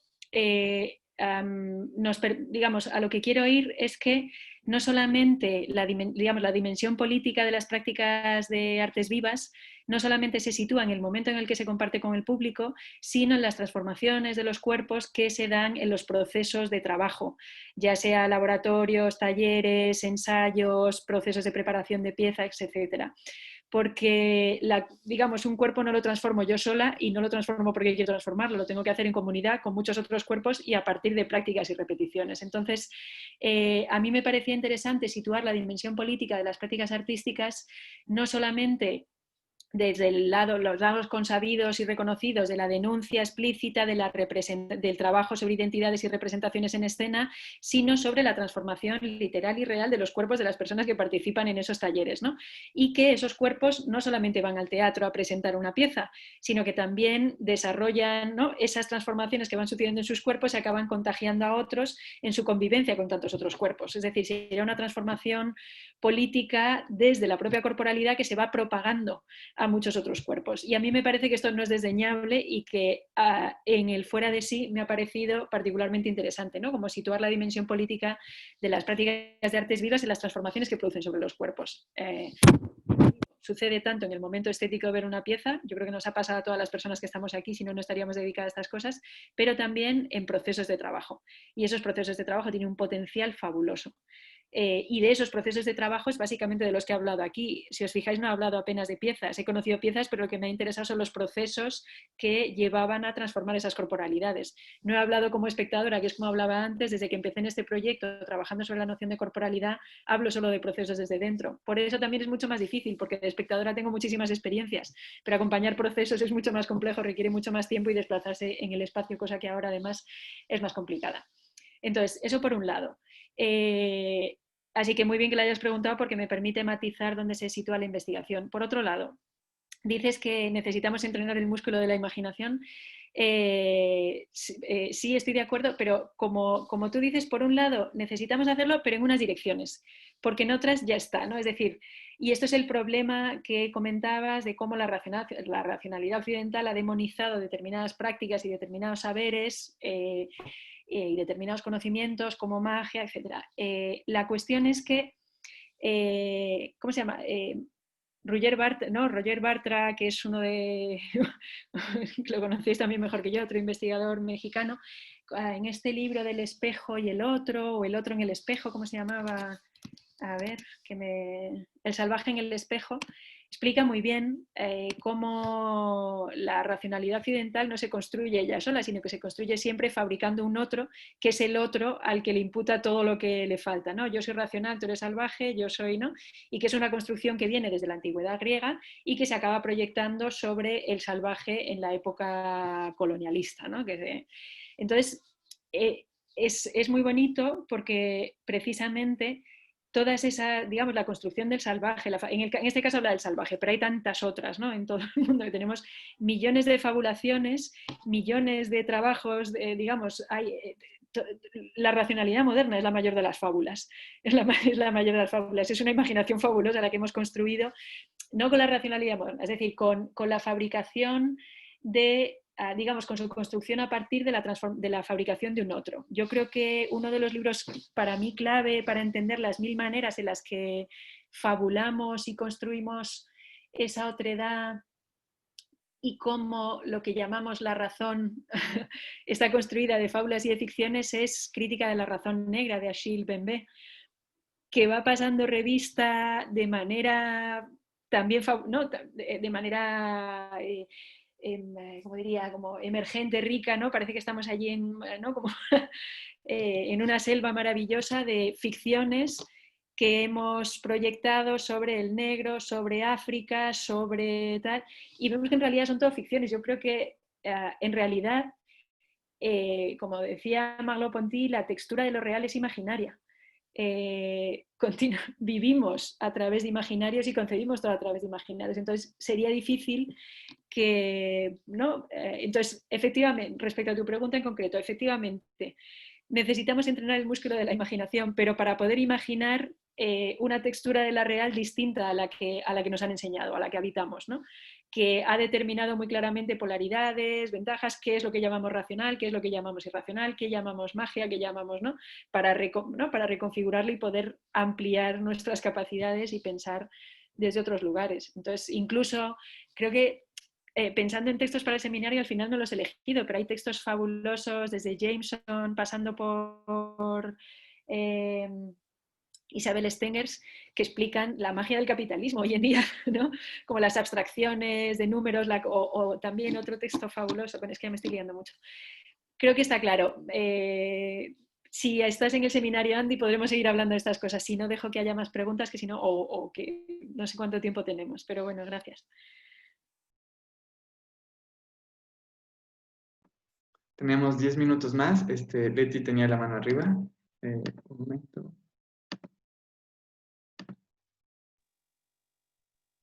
Sí, con esto que se dice de la fabulación del otro, de las piezas en un contexto específico, me pongo a pensar si hay ciertos tiempos y ciertas imaginaciones en ciertos contextos, países, lugares, momentos, en donde es relevante hacer aparecer a ese otro y lugares en los que ya está aparecido y entonces valdría la pena hacer aparecer algo más. Y bueno, es una pregunta de cierta manera, si es que logro formularla. Pero bueno, hay que ver con eso, con cómo hacer aparecer en relación al tiempo, a la otredad y a la pertinencia. Y la otra es en torno, bueno, son dos preguntas. La otra es en torno a esta construcción de reglas y normatividades que se dan bueno, que estoy viendo que se dan en ciertos teatros o espacios hegemónicos donde se articula, no sé, por ejemplo, la semana antepasada me decían en un taller que hay una reglamentación ya de que las violaciones no se pueden presentar en las películas a menos que tenga que haber una regulación específica. O que los cuerpos negros tienen que ser representados por cuerpos negros. O que, y bueno, o sea, y todas esas parecen ser batallas ganadas. Y así se nombran. Pero de pronto me pongo, sí, me hace reflexionar sobre si el mismo sistema como que coayuda a que esto parezca que ya está regulado y solucionado, y entonces, ¿qué queda por hacer? ¿No? ¿Dónde están las fisuras? ¿O tenemos que hacer algo o no? Y bueno, como un juego o un regaloneo con las barreras o los bordes de esas batallas ganadas, batallas ganadas.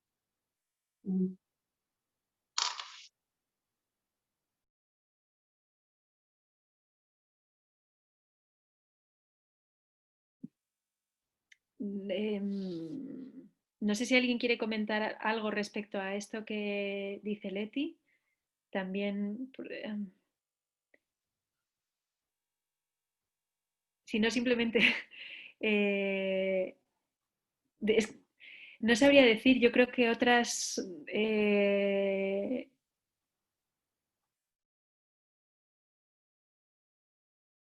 entiendo que tus preguntas no se dirigen a mí, sino que se dirigen a la colectividad que somos, por lo menos que estamos aquí reunidas y que también se desborda a todas las otras personas que no están aquí ahora, pero que podemos contestar a esto. Yo no sé si yo podría tomar la palabra para decir cuáles son las otras fisuras que tenemos que habitar para, ¿no?, para abrir otros espacios dentro de los edificios hegemónicos, ¿no?, dentro de esas construcciones hegemónicas. Me resultaría difícil contestar yo sola.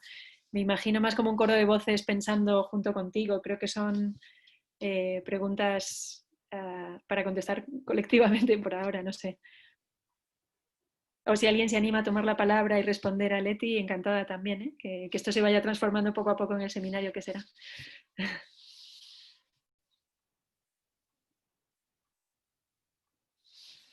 Pero muchas gracias también, ¿eh?, por tu aportación y las preguntas.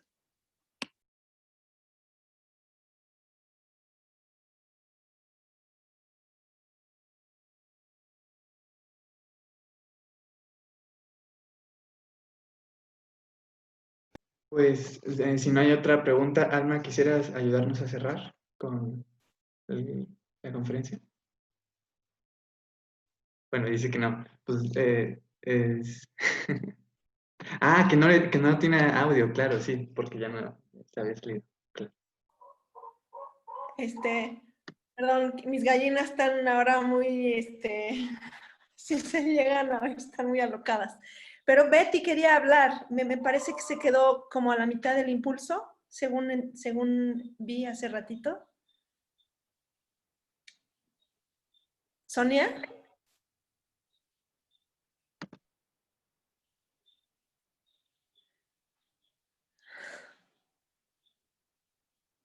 Gabriel quiere hablar. Es que creo que no tienes audio, Betty. O ya pasó el impulso de lo que querías decir. Ah. No entiendo porque no alcanzo a escucharla. Bueno, Gabriel, si no mientras. Sí, hola, ¿ahí me escuchan? Hola, hola. Sí, es que tengo problemas de comunicación. Bueno, pues nada, eso, agradecer a Victoria justo por todo lo que nos ha compartido esta vez Y bueno, siempre es un gusto y una gran reflexión escucharte, Victoria, siempre es, me encanta también estas cosas de coincidir con los ejemplos que vas dando, que son artistas que, ¿no? Esto de Mónica Valenciano o de Yuyashkani, que son grupos que en diferentes momentos les hemos seguido la pista desde el Chopo o desde Transversales, que son los eventos que nos han convocado para poderlos invitar a México. Entonces, esto que hablas del cuerpo medium me parece que es muy importante, sobre todo acá se ha usado, es una de las líneas creo que más fuertes, no sé si en Latinoamérica, pero en México estamos trabajando, hay muchas compañías trabajando en esa línea. Entonces es muy importante esta distinción que haces entre el cuerpo medium y el cuerpo, las fabulaciones del cuerpo, me parece que es muy interesante. Y eso, no sé, de repente en las fabulaciones, cuando hablabas de eso, pensaba mucho en los meteoritos o en las piedras, en la piedra de Allende que tenemos en el Museo de Geología en México, en Santa María la Ribera, para los que no sepan, que es un meteorito que en un litro de condensación de piedra guarda casi toda la información que existe en el universo, ¿no? Entonces, en esa gran inmensidad de la información y de lo que somos capaces como materia de guardar, me parece una exploración interesantísima la que propones desde el cuerpo como fabulación, y esta memoria del cuerpo antiguo del inspector, ¿no? que propones, también me parece una provocación poética muy, muy interesante. Y creo que tomar el cuerpo con con lo que lo precede, esos cuerpos minerales, vegetales, animales, me parece que es muy interesante. Entonces, y muy potente, ¿no? Sobre todo. Pues nada, muchas gracias por tu tiempo y ya. Nada, muchas gracias, es un placer muy grande volver a estar aunque sea desde aquí, en el Chopo de nuevo. La otra vez disfruté muchísimo con el grupo del seminario y aquí otra vez con esta conferencia y de nuevo luego con el seminario en el Fósforo, así que un placer. Gracias por la invitación. Ahora sí que descubrí cómo darle audio a Betty. Hola, muchas gracias por esta plática.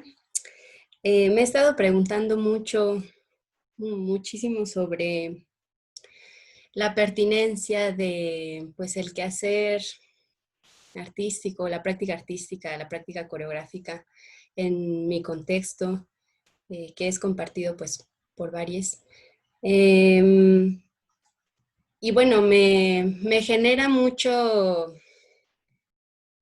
movimiento interior, todo esto mencionado, que fueron como, no sé, o sea, fueron como muchos impulsos, siento, y así como que trataba de cachar algunos términos, palabras, referentes, pero sí sentía como mucho ese acontecer, ¿no? Como de lo que está sucediendo, y me pareció muy rico en ese sentido.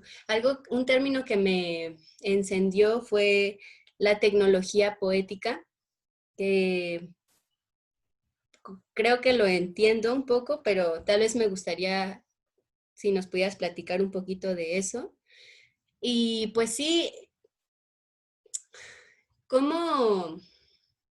Es que justo creo que esas preguntas son lo que dan como la apertura para las investigaciones que realizamos, ¿no? En esto de la práctica de la investigación artística. O sea, como que estas interrogantes que no se pueden responder. Por ejemplo, pensaba en cómo ganar validez o cómo ganar terreno, cómo abrir espacios dentro de espacios en cuanto a no sé cómo llamarlo, pero como una renuncia al yo, a esta idea como de la autonomía o de la individualidad o incluso de la identidad, ¿no? O sea, como que son términos que leo, escucho y consumo en todos lados, y para mí como que van perdiendo también sentido, en tanto que dentro de las prácticas que yo realizo, pues está mucho la búsqueda del goce de vivir la danza, ¿no? O sea, de vivirla, y porque sé que eso es lo que a mí me llevó a estos terrenos, de lo estos terrenos de lo marginado, lo lateral o lo incierto. Y pues que justo, o sea, en muchas ocasiones yo siento como que a grandes rasgos mi contexto como que trata de aplastar en esta necesidad de justificación, pues, no es que yo no racionalice, ¿no? Obviamente sí racionalizo y no estoy peleada con esta parte de mí, con estos mecanismos que empleo para entender y para seguirme moviendo y para seguirme relacionando con lo que es la existencia. Pero sí como la pregunta que estoy tratando de compartirles es cómo buscar, encontrar validez, cómo abrir esos espacios dentro de los espacios para no sentir que el contexto aplasta con su, pues sí, necesidad hegemónica de producción, con su necesidad de que haya pues, pues una producción también de dinero en mi práctica artística. Sí, como que un poco eso es lo que les quiero compartir. Cómo recuperar estos saberes paganos, indisciplinados, para hacer frente a algo que parece, a un sistema tan normalizado que parece lo único posible. Creo que me extendí demasiado, pero gracias por escuchar. No, está muy claro, Betty, muchas gracias. Creo que me ayuda también tu pregunta para poder responder de manera vicaria a través de tu pregunta, a través de tus comentarios, lo que comentaba también Leti, que yo creo que iba por ahí. Y que tiene dos partes. Yo creo que en la primera parte de su pregunta hablaba de la pertinencia, del cuándo, del cómo, de los tiempos, y también decía que no me consideraba que pudiera responder, porque efectivamente entiendo que darle validez a una práctica, digamos, encontrar cuando una está desde la práctica artística en un terreno tan frágil y tan denostado por la cultura, además, o sea, como que es verdaderamente muy frágil. Entonces entiendo que es muy complicado y esas preguntas aplastan en muchos casos la práctica y creo que ocurre desde muchos lugares. Entonces, ¿cómo hacerlo? Eso, lo bonito es que cada persona lo invente y lo descubra. ¿Cómo se hace? Pues yo creo que es lo que están haciendo en el Chopo, lo que están haciendo en este tipo de contextos que propone, perdón, lo que estáis haciendo en el diplomado del fósforo. Entonces, ¿a qué me refiero? A que me parece que lo fundamental que se propone es que hay muchas cosas. Voy a intentar ordenarlas en relación a todo lo que has comentado, pero creo que efectivamente una práctica artística difícilmente se sostiene sola y siempre está en un contexto y tiene que encontrar qué poder decir y cómo se relaciona con el resto de cuestiones que están ahí. Eso es una de las fragilidades. Otra de las fragilidades es que las prácticas por las que nos hemos decidido muchas, o las habéis decidido, nos hemos decidido muchas de las personas que estáis aquí, son precisamente prácticas complicadas, que no tratan de seguir un patrón de cómo se hace teatro, pues yo sigo haciéndolo de esta manera, sino que continuamente cuestionan cómo se hacen. Y en ese sentido, desde luego que son mucho más frágiles, porque todavía necesitamos hacer todo un trabajo de mediación, de esfuerzo, etcétera, para poder acompañarlas, seguirlas, entenderlas, para poder entender nosotras mismas qué estamos haciendo, ¿no? Los interrogantes de la investigación en artes, desde luego que no son, o sea, precisamente consisten en habitar ese no saber, no sé lo que estoy haciendo, pero confío en ello, vamos a seguir hacia adelante y para eso hacen falta instituciones. Entonces, por mucho que las instituciones aplastan, porque en algún momento se hacen hegemónicas, ¿no? Y acaban, ¿no?, sedimentando y rigidificando los deseos y las pasiones, a mí sí me gusta pensarlo como lo planteaba Deleuze, que las instituciones son instintos institucionales, son instintos que se han ido petrificando, ¿no?, que constituyen, son nuestras pulsiones y nuestros deseos que acaban configurando esquemas, construcciones más o menos estables que logran mantenerse en el tiempo para que esos instintos o esas pasiones puedan llevarse a cabo. Entonces, entiendo que Cómo encender un fósforo es una de esas pequeñas instituciones breves, frágiles, que aparecen y desaparecen, que permiten que podamos habitar con un poco más de calma, o el Chopo con algunas actividades como estas, ¿no?, de seminarios, etcétera, permiten que podamos habitar colectivamente esos espacios de incertidumbre, de no saber, de fragilidad, etcétera, que en lugar de apastar las prácticas, como lo hacen en muchos casos un mercado o un circuito de artes vivas que efectivamente está movido por la producción y tiene que responder a determinadas políticas y economías, etcétera, en estos espacios es precisamente donde, en lugar de tener que buscar mi validez, puedo, como decías tú, que me ha encantado, buscar el gozo y vivir, ¿no? Que era lo que quería hacer. Estamos aquí no para validar mi teatro, sino para disfrutar y, digamos, que nuestras prácticas nos permitan vivir una vida mejor colectivamente. Entonces, ¿cómo se hace? Pues lo estáis haciendo ya todo el mundo. La cosa sería que Leti, que lo ha preguntado al principio, tú misma respondas cómo lo estáis haciendo, cómo lo está haciendo Alma, cómo lo está haciendo Soledad, cómo lo está haciendo Gabriel, cómo lo estamos haciendo entre todas, colectiva, individualmente. Pero creo que eso es... que la respuesta no la puedo dar yo. Vamos, que la respuesta está en las maneras en las que lo estamos haciendo todas conjuntamente.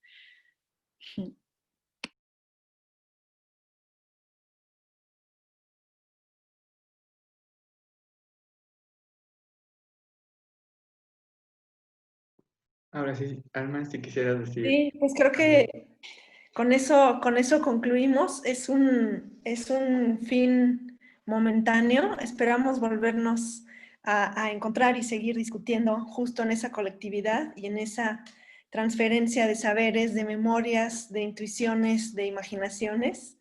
Pues nada, agradecer a Gabriel, al Chopo, a todo el equipo y a todas por estar estas 2 horas, aunque sea a través de la pantalla, juntas. Gracias. Vale. Muchas gracias por mi parte.